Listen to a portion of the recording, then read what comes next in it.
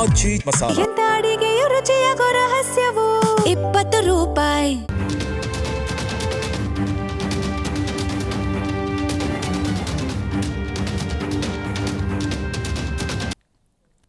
ನಮಸ್ಕಾರ, ಜಿ ಸಂವಾದಕ್ಕೆ ಸ್ವಾಗತ. ಡಿಕೆ ಶಿವಕುಮಾರ್ ನಾಯಕತ್ವದ ಸಚಿವ ಸಂಪುಟ ರಚನೆಗೂ ಪೂರ್ವದಲ್ಲೇ ಮಾಧ್ಯಮ ಈ ಕಾಳಜಿಯನ್ನು ವ್ಯಕ್ತಪಡಿಸಿತ್ತು. ಸಚಿವ ಸಂಪುಟ ಅಂದರೆ ಕಳಂಕರಹಿತವಾಗಿರಬೇಕು, ರಾಜ್ಯದ ಅಭಿವೃದ್ಧಿಯ ದೃಷ್ಟಿಯಿಂದ ಎಲ್ಲ ರೀತಿಯ ಕೆಲಸವನ್ನು ಮಾಡುವಂಥ ಸಮರ್ಥರನ್ನು ಆ ಸಚಿವ ಸಂಪುಟದಲ್ಲಿ ತೆಗೆದುಕೊಂಡ್ರೆ ರಾಜ್ಯದ ಅಭಿವೃದ್ಧಿ ಆಗುತ್ತೆ ಅನ್ನುವಂಥ ನಿಟ್ಟಿನಲ್ಲಿ ಪ್ರತ್ಯಕ್ಷ ಹಾಗೂ ಪರೋಕ್ಷವಾಗಿಯೂ ಕೂಡ ನಾಗೇಂದ್ರ ಅವರು ಸಚಿವ ಸಂಪುಟದಲ್ಲಿ ಇರಬೇಕಾ ಇರಬಾರ್ದಾ ಅನ್ನೋದರ ಕುರಿತಂತೆ ಒಂದಷ್ಟು ವರದಿಗಳ ಮೂಲಕ ಸರ್ಕಾರವನ್ನು ಎಚ್ಚರಿಸುವಂಥ ಕೆಲಸ ಮಾಡಿತ್ತು. ಇನ್ನು ಪ್ರತಿಪಕ್ಷ ಬಿಜೆಪಿ ಮತ್ತು JDS ವಿಚಾರಕ್ಕೆ ಬರೋದಾದರೆ, ನಾಗೇಂದ್ರ ಅವರು ಸಚಿವ ಸಂಪುಟದಲ್ಲಿ ಇರ್ತಾರಾ ಇರೋದಿಲ್ವಾ ಅನ್ನುವಂಥ ಕ್ಲಾರಿಟಿ ಇಲ್ಲದಿರುವ ಕಾರಣ ನಾಗೇಂದ್ರ ಅವರು ಇರಬಾರ್ದು ಅನ್ನುವಂಥ ಸಂದೇಶವನ್ನು ರವಾನೆ ಮಾಡ್ತಲೇ ಸಚಿವ ಸಂಪುಟ ಸರಿಯಾಗಿರಬೇಕು ಅನ್ನುವಂಥ ಎಚ್ಚರಿಕೆ ಸಂದೇಶವನ್ನು ರವಾನೆ ಮಾಡ್ತಾನೆ ಇತ್ತು. ಆ ಬೆಳವಣಿಗೆಗಳನ್ನು ನಾವು ಗಮನಿಸಿದ್ದೀವಿ. ಆದರೂ DK ಶಿವಕುಮಾರ್ ನಾಯಕತ್ವದ ಈ ಸಚಿವ ಸಂಪುಟದಲ್ಲಿ ಕಳೆದ ಬಾರಿ ವಾಲ್ಮೀಕಿ ಅಭಿವೃದ್ಧಿ ನಿಗಮದ ಹಗರಣದಲ್ಲಿ ರಾಜೀನಾಮೆ ಕೊಟ್ಟಂತಹ ನಾಗೇಂದ್ರ ಅವರು ಸೇರ್ಕೊಂಡಿದ್ದಾರೆ, ಸಚಿವ ಸಂಪುಟದಲ್ಲಿದ್ದಾರೆ. ಈಗ ಅದೇ ರಾಗ ಅದೇ ಹಾಡು, ಮತ್ತದೇ ಪ್ರತಿಪಕ್ಷಗಳು ಬಿಜೆಪಿ ಮತ್ತು JDS ನಾಗೇಂದ್ರ ರಾಜೀನಾಮೆಗೆ ಪಟ್ಟು ಹಿಡ್ಕೊಂಡು ಕೂತ್ಕೊಂಡಿದ್ದಾವೆ. ಇದನ್ನು ನಾವು ಅರೆರೆ ನಾಗೇಂದ್ರ ಅವರ ರಾಜೀನಾಮೆಗೆ ಪ್ರತಿಪಕ್ಷಗಳು ಕಟಿಬದ್ಧವಾಗಿ ನಿಂತುಕೊಂಡಿದ್ದಾವೆ ನೋಡಿ ಅವರ ಬದ್ಧತೆ ಅಂತ ಹೇಳಬೇಕಾ, ಅಥವಾ ಆಡಳಿತ ಪಕ್ಷ ಜ್ವಲಂತ ಸಮಸ್ಯೆಗಳನ್ನು ಬದಿಗೊತ್ತಿ ಈ ಸಬ್ಜೆಕ್ಟನ್ನು ಕೊಟ್ಟು ಚರ್ಚೆ ಮಾಡೋದಕ್ಕೆ ಬಿಟ್ಟಿದ್ದಾರೆ ಅಂತ ಅನ್ಕೋಬೇಕಾ, ಏನು ಅಂತ ಅರ್ಥ ಮಾಡ್ಕೋಬೇಕು ಇದನ್ನು. ಮತ್ತು ಪ್ರತಿಪಕ್ಷಗಳ ವಿಚಾರದಲ್ಲೂ ಕೂಡ ಗಮನಿಸಬೇಕಾಗತ್ತೆ. ಇವತ್ತು ನಾಗೇಂದ್ರ ಅವರ ರಾಜೀನಾಮೆಯನ್ನು ಕೇಳ್ತಿದ್ದಾರೆ ಅನ್ನೋದಾದರೆ ಆ ನೈತಿಕತೆ ಪ್ರತಿಪಕ್ಷವಾಗಿ ಬಿಜೆಪಿ ಮತ್ತು JDS ಗಿದೆಯಾ ಅಂತ ಈ ಎಲ್ಲ ಆಯಾಮದಲ್ಲಿ ಡೀಟೇಲ್ ಆಗಿ ಒಂದಷ್ಟು ಚರ್ಚೆ ಮಾಡ್ತಾ ಹೋಗೋಣ. ನಾನು ದಿವ್ಯಶ್ರೀ.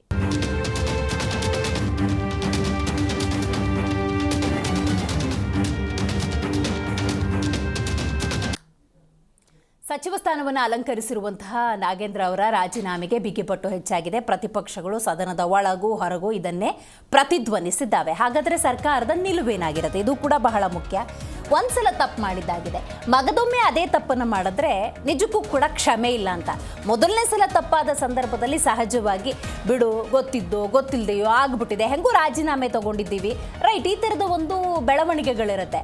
ಬಟ್ ಇದು ಯಾವುದೋ ಒಂದು ಸಣ್ಣ ಪುಟ್ಟ ವಿಚಾರ ಅಲ್ಲ, ರಾಜ್ಯದ ಅಧಿಕಾರದ ವಿಚಾರ, ಒಂದು ಇಲಾಖೆಯ ಅಧಿಕಾರದ ವಿಚಾರ ಮತ್ತು ನೈತಿಕತೆಯ ವಿಚಾರ ಆಗಿರೋದ್ರಿಂದಾಗಿ ಇದನ್ನು ಗಂಭೀರವಾಗಿ ತಗೊಳ್ಬೇಕಾಗುತ್ತೆ. ಆ ನಿಟ್ಟಿನಲ್ಲಿ ಇವತ್ತು ಬಿಜೆಪಿ ಮತ್ತು JDS ನಾಗೇಂದ್ರ ಅವರ ರಾಜೀನಾಮೆಗೆ ಪಟ್ಟು ಹಿಡಿದಿದ್ದಾವೆ. ರೈಟ್, ಇದು ಒಂದು ಆಯಾಮ. ಇನ್ನೊಂದು ಆಯಾಮದಲ್ಲಿ ನೋಡೋದಾದರೆ, ರಾಜೀನಾಮೆಯನ್ನು ಕೇಳ್ತಿರುವಂಥ ಈ ಪ್ರತಿಪಕ್ಷಕ್ಕೆ ನೈತಿಕತೆ ಅನ್ನೋದಿದೆಯಾ, ಕಳಂಕಿತ ಅಥವಾ ಆರೋಪ ಅಂತ ಬಂದ ತಕ್ಷಣ ರಾಜೀನಾಮೆ ಕೊಟ್ಟಿರುವಂತಹ ಸೋಕಾಲ್ಡ್ ಇತಿಹಾಸವನ್ನು ಬಿಜೆಪಿ ಹಾಗೂ JDS ಹೊಂದಿದೆಯಾ ಅಂತ ಈ ಆಯಾಮದಲ್ಲೂ ಕೂಡ ನಾವು ನೋಡಬೇಕಾಗತ್ತೆ. ಯಾಕಂದರೆ ಪ್ರಶ್ನೆ ಮಾಡಬೇಕಾದ್ರೆ ಆ ಪ್ರಶ್ನೆಗೆ ಉತ್ತರವನ್ನು ತೆಗೆದುಕೊಳ್ಳುವಂಥ ಸಾಮರ್ಥ್ಯ ಅಥವಾ ಕೆಪಾಸಿಟಿ ಅನ್ನೋದು ಕೂಡ ಅಷ್ಟೇ ಇರಬೇಕಾಗತ್ತೆ.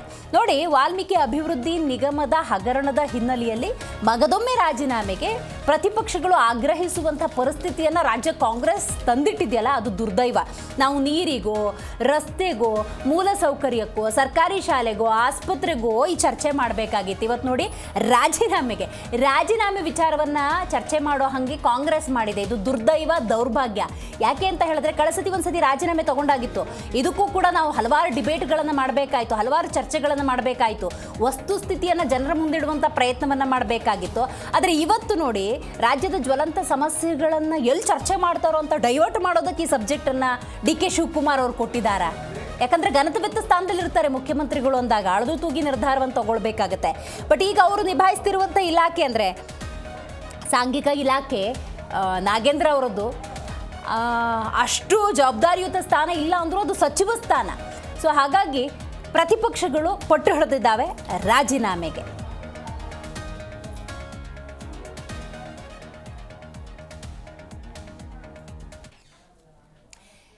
ಇದೇ ವಿಚಾರಕ್ಕೆ ಸಂಬಂಧಪಟ್ಟಂತೆ ಹಲವು ನಾಯಕರು ಮಾತಾಡಿದ್ದಾರೆ, ಬನ್ನಿ ಕೇಳೋಣ. ಯಾಕೆ ಇವಾಗ ತಗೊಂಡಿರೋದು ಯಾಕೆ ಅವ್ರನ್ನ ಇದೇ ಸದನದಲ್ಲಿ ರಾಜೀನಾಮೆ ಕೊಟ್ಟರು. ಇದೇ ಸದನದಲ್ಲಿ ಅವತ್ತು ಮಾನ್ಯ ಸಿದ್ದರಾಮಯ್ಯನವರು ಹೇಳಿದ್ರು 89 ಕೋಟಿ ಲೂಟಿ ಆಗಿರೋದು ನಿಜ, ಸರ್ಕಾರದ ಖಜಾನೆಯಲ್ಲಿ 89 ಕೋಟಿ ಲೂಟಿ ಆಗಿದೆ, 187 ಕೋಟಿ ಅಲ್ಲ ಅಂತ ಹೇಳಿದ್ರು. ಅವ್ರು ರಾಜೀನಾಮೆ ಕೊಟ್ಟರು. ರಾಜೀನಾಮೆ ಕೊಟ್ಟ ಮೇಲೆ ಮತ್ತೆ ಹೆಂಗ್ ತಗೊಂಡ್ರೆ, CBI ಅಲ್ಲಿ 4 ಚಾರ್ಜ್ ಶೀಟ್ ಇದೆ ಅವ್ರ ಮೇಲೆ. CBI-ನಲ್ಲಿ 3 ಚಾರ್ಜ್ ಶೀಟು, ಒಂದು ED ಚಾರ್ಜ್ ಶೀಟು, ಇಷ್ಟು 4 ಅವ್ರ ಮೇಲೆ ಇದೆ. ಅದರಿಂದ ನೋಡಿ, ಚರ್ಚೆಗೆ ರೆಡಿ ಇದ್ದೀರಿ. ಅವರು ಫಸ್ಟ್ ರಾಜೀನಾಮೆ ಕೊಡ್ಲಿ, ಆಮೇಲೆ ನಾವು ಚರ್ಚೆಗೆ ರೆಡಿ ಇದ್ದೀರಿ, ನಾವು ನೋಟಿಸ್ ಕೊಡ್ತೀವಿ. ಮಾನ್ಯ ಅಧ್ಯಕ್ಷರೇ, ತಮ್ಮ ಸಮ್ಮುಖದಲ್ಲೇ ಈಗ ಚರ್ಚೆ ಆಗಿದೆ ಒಳಗಡೆ. ನಾವು ವಿನಂತಿ ಮಾಡಿಕೊಂಡಿದ್ದೀವಿ ವಿರೋಧ ಪಕ್ಷದ ಮತ್ತು ನಾವು ನೋಟಿಸ್ ಕೊಡಿ, ಚರ್ಚೆ ಮಾಡೋಣ. ರಾಜೀನಾಮೆ ಕೊಡಿಸಿ, ರಾಜೀನಾಮೆ ಕೊಡಿ, ನಾವು ಚರ್ಚೆ ರಾಜೀನಾಮೆ ಕೊಡಿ. ನಾನು ಹೇಳ್ತೀನಿ, ಈಗ ಈಶ್ವರಪ್ಪನವ್ರನ್ನ ರಾಜೀನಾಮೆ ಕೊಡಿಸ್ತಾರಲ್ಲ, ವಿಷಯಗಳಿದೆ, ಅದನ್ನೆಲ್ಲ ಈಶ್ವರಪ್ಪನ ರಾಜೀನಾಮೆ ಕೊಡಿಸ್ತಾರಲ್ಲ, ಅವಾಗ ಆತ್ಮಹತ್ಯೆ ತಾನೆ, ಅದನ್ನು ಆಗಿದ್ದು. ಒಬ್ಬ ಅಧಿಕಾರಿ ಆತ್ಮಹತ್ಯೆ ಮಾಡಿಕೊಂಡಿದ್ದಾರೆ, ಅದೇ ಕೇಸಲ್ಲಿ ಸಿದ್ದರಾಮಯ್ಯನವರು ದಲಿತ ಆತ್ಮಹತ್ಯೆ ಮಾಡಿಕೊಂಡಿದ್ದಾರೆ. ರಾಜೀನಾಮೆ ತಗೊಂಡ ನಂತರ ಸಾಕಷ್ಟು ಬೆಳವಣಿಗೆ ಆಗಿದೆ, ಸಾಕಷ್ಟು ಬೆಳವಣಿಗೆ ಆಗಿದೆ. ಅವ್ರಿಗೆ ಪೆನ್ಷನ್ ಕೊಟ್ಟಿಲ್ಲ. ಆಮೇಲೆ ಯಾರು ಸತ್ತಿದ್ದಾರೆ, ಚಂದ್ರಶೇಖರ್, ಅವ್ರ ಪೆನ್ಷನ್ ಕೊಟ್ಟಿಲ್ಲ, ಅವ್ರ ಮಗ ಕೆಲಸ ಕೊಟ್ಟಿಲ್ಲ, ಇವ್ರ ಮಾತ್ರ ಮಂತ್ರಿ ಮಾಡಿದೀರಾ. ಅವ್ರು ಕೇಳ್ತಾ ಇದಾರೆ, ಅವ್ರ ಹೆಂಡತಿ ನಮ್ಗೆ ಪೆನ್ಷನ್ ಕೊಟ್ಟಿಲ್ಲ, ಮಂತ್ರಿ ಮಾಡಿದ್ರಿ ಅಂತ ಕೇಳ್ತಾ ಇದಾರೆ. ಅವ್ರು ಸತ್ತೋರು, ಅದಕ್ಕೆ ಉತ್ತರ ಕೊಡ್ತೀರಾ? ಅವರು ದಲಿತರು ತಾನೆ, ಸತ್ತೋರು ದಲಿತರಲ್ಲ, ಅವ್ರ ನ್ಯಾಯ ದಲಿತರಿಗೆ, ನೀವು ಸತ್ತೋರು ನ್ಯಾಯ ಕೊಡ್ಬೇಕು ತಾನೆ. ನೀವು ಅವ್ರ ಮನೆಗೆ ಹೋಗಿದ್ರಲ್ಲ, ಪರಮೇಶ್ವರ್ ಅವರ, ನೀವು ಅವ್ರ ಮನೆಗೆ ಹೋಗಿದ್ರಿ, ಮನೆಗೆ ಹೋಗಿ ಅವ್ರಿಗೆ ಏನ್ ಹೇಳಿದ್ರಿ? ಗವರ್ನರೇ ಪ್ರಮಾಣ ವಚನ ಕೊಟ್ಟಿದ್ದಾರೆ. The constitutional act of the state ಹಸ್ ಗಿವನ್ ದಿಸ್ ವೇ. ನಾನು ಹೇಳೋದೇನಂದ್ರೆ, ನೀವು ಒಂದು ಕೆಲಸ ಮಾಡಿ ಸರ್, ರಾಜೀನಾಮೆ ಕೊಡ್ಲಿಕ್ಕೆ ಆಗಲ್ಲ ಅಂತಂದ್ರೆ ಓಕೆ, ಒಪ್ಕೊಳ್ಳೋಣ. ನಿಮಿಷ ವಜಾ ಮಾಡೋಕ್ಕೂ ಆಗಲ್ಲ ಅಂತ ಒಪ್ಕೊಳ್ಳೋಣ. ನೀವು ಅಟ್ಲೀಸ್ಟ್ ಒಪ್ಕೊಳ್ಳಿ, ಈ ಹಣವನ್ನ ಬಳ್ಳಾರಿ ಚುನಾವಣೆ ಬಳಸಿದ್ವಿ, ಈ ಚುನಾವಣೆ ಕಾಂಗ್ರೆಸ್ ಹೈಕಮಾಂಡ್ ತೆಗೆದುಕೊಂಡು, ಕಾಂಗ್ರೆಸ್ ಹೈಕಮಾಂಡ್ ಈ ಚುನಾವಣೆಗೆ ತೆಲಂಗಾಣ ಚುನಾವಣೆಗೆ ಇದನ್ನು ಬಳಸ್ಕೊಂಡು ಚುನಾವಣೆ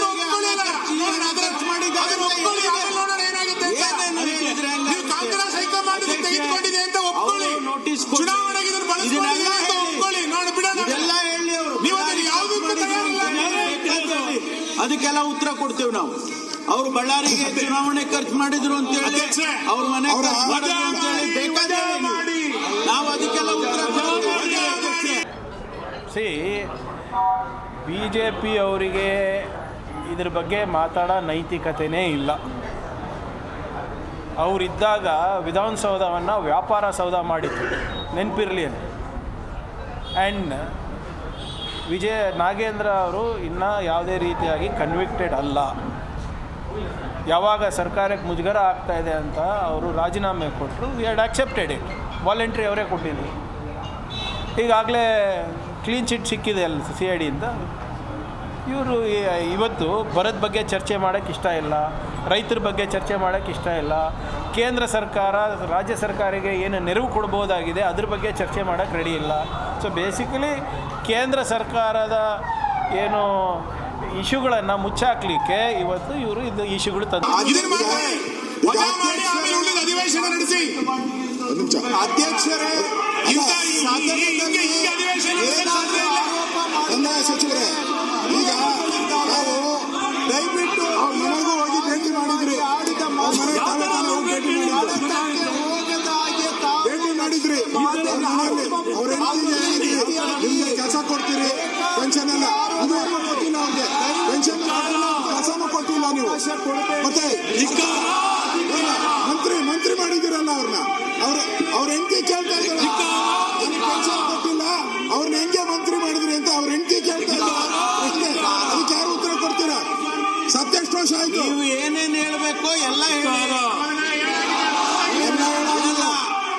ನಾವು ಉತ್ತರ ಕೊಡ್ತೇವೆ.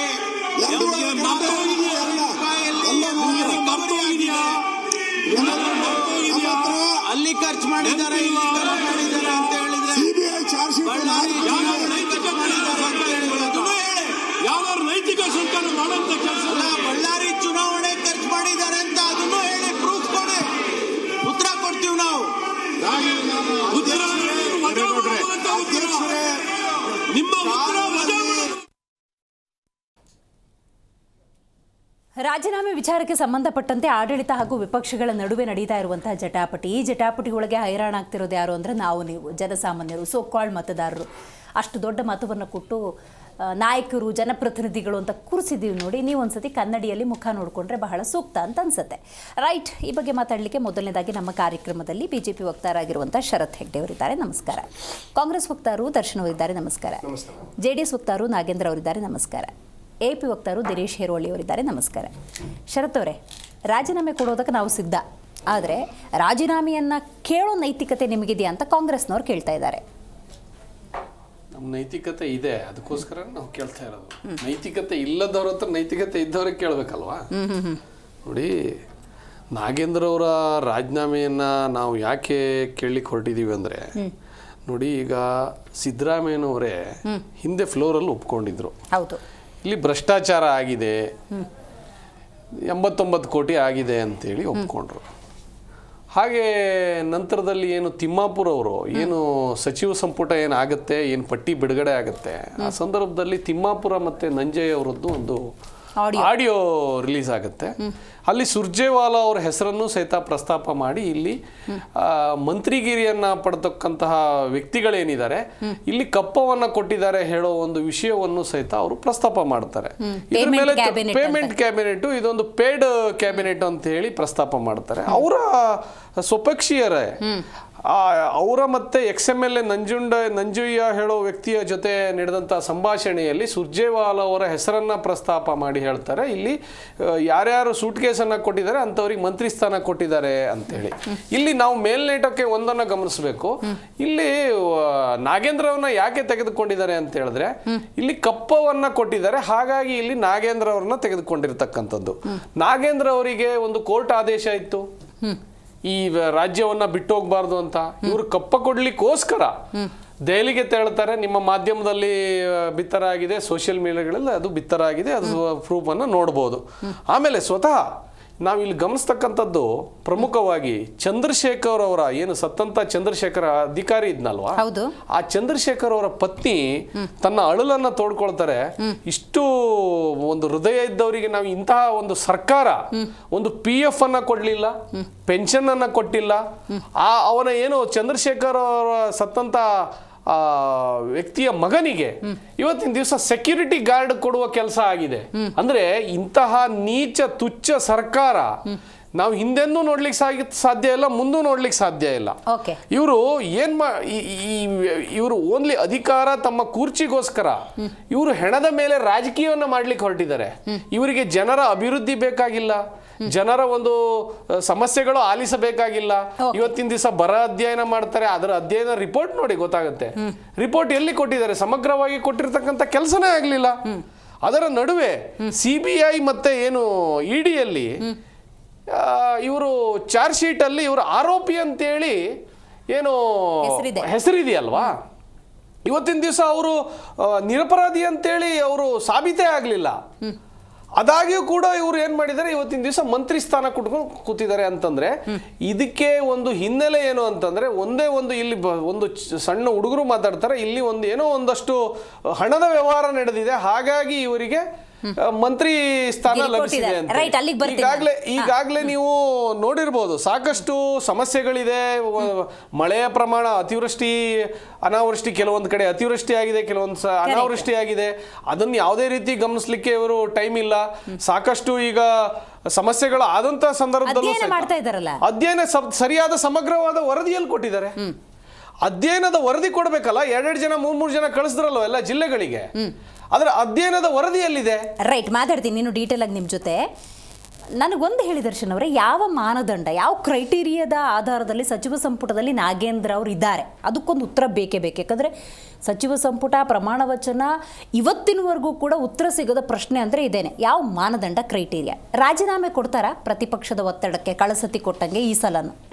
ನೋಡಿ, ಲಾಸ್ಟ್ ಟೈಮ್ ಅವ್ರ ಮೇಲೆ ಆರೋಪ ಬಂದಾಗ ಅವರೇ ಖುದ್ದಾಗಿ ಯಾರು ಸರ್ಕಾರನೂ ಕೇಳಲಿಲ್ಲ, ಏನೂ ಇಲ್ಲ, ನನ್ನಿಂದ ಸರ್ಕಾರಕ್ಕೆ ಅಂದರೆ ನನ್ನ ಇಲಾಖೆಯಲ್ಲಿ ಒಂದು ಈ ರೀತಿಯಾದಂಥ ಕಾರಣ ನಾನು ರಾಜೀನಾಮೆ ಕೊಡ್ತಾ ಇದ್ದೀನಿ ಅಂತ ಕೊಟ್ಟರು. ಅದಾದಮೇಲೆ ಸರ್ಕಾರ CID ತನಿಖೆನೂ ಆಯಿತು, CIDಯಿಂದ ಅವರಿಗೆ ಕ್ಲೀನ್ ಚಿಟ್ ಬರುವಂಥ ಕೆಲಸನೂ ಆಗಿದ್ದಾರೆ. ಸೊ ಅವರು CIDಯಿಂದ ಆರೋಪ ಮುಕ್ತರಾಗಿದ್ದಾರೆ. ಮತ್ತು ಅವರಿಗೆ ಹೇಳಿಕೆ ಕೊಟ್ಟಾಗೆ ಏನು ಇಡಿ ಅಧಿಕಾರಿಗಳು ಯಾವ್ಯಾವ ರೀತಿ ನೆರೇಷನ್ ಸೆಟ್ ಮಾಡಬೇಕು, ಯಾವ್ಯಾವ ನಾಯಕರುಗಳನ್ನ ಹೆಸರುಗಳನ್ನ ಹೇಳಬೇಕು ಅಂತ ಎಷ್ಟೆಲ್ಲ ಒತ್ತಡ ಹಾಕಿದ್ರು ಅದಕ್ಕೆ ಯಾವುದಕ್ಕೂ ಅವರು ಜಗ್ಲಿಲ್ಲ. ಇವತ್ತಿಗೆ ಅವ್ರು ಚಾರ್ಜ್ ಶೀಟ್ ಸಲ್ಲಿಸೋದಕ್ಕಾಗಲಿಲ್ಲ. ಇದೊಂದು ಗಾಳಿಯಲ್ಲಿ ಗುಂಡು ಹೊಡೆಯುವಂತ ಕೆಲಸ ಅಂತ ಆಗಿದೆ. ಇವತ್ತು ಬಿಜೆಪಿಯವರು ಕೆಲವೊಂದು ಅವರೇ ನನಗೆ ಪಾಯಿಂಟ್ಗಳು ಕೊಟ್ಟಿದ್ದಾರೆ. ಅಂದ್ರೆ ಯಾವುದೋ ಒಂದು ಆಡಿಯೋ ಅವರೇ ಕೇಸ್ ಕೊಟ್ಟಿದ್ದಾರೆ, ನಂಜಯ್ಯ ಮಠ ಅವರು ಕೇಸ್ ಕೊಟ್ಟಿದ್ದಾರೆ. ಆದ್ರೆ ಟಿವಿ ಮುಂದೆನೆ ಮಾತಾಡಿರೋದು ಮಾಧ್ಯಮ ಆಗಿರೋದ್ರಿಂದ ನಾನು ಮಾತಾಡ್ಬೇಕಲ್ಲ. ಮೊದಲನೇದಾಗಿ ಇವರ ಪಕ್ಷದಲ್ಲಿದ್ದಂತ ಯತ್ನಾಳ್ ಅವರು ಸಿಎಂ ಆಗೋದಕ್ಕೆ 2,500 ಕೋಟಿ ಅಂತಂದ್ರು. ಇವತ್ತು ಆರ್ ಅಶೋಕ್ ಅವರು ಆ ಸ್ಥಾನಕ್ಕೆ 1,000 ಕೋಟಿ ಅಂದ್ರು. ವಿಜೇಂದ್ರ ಅವ್ರಿಗೆ 1,000 ಕೋಟಿ ಅಂತಂದ್ರು.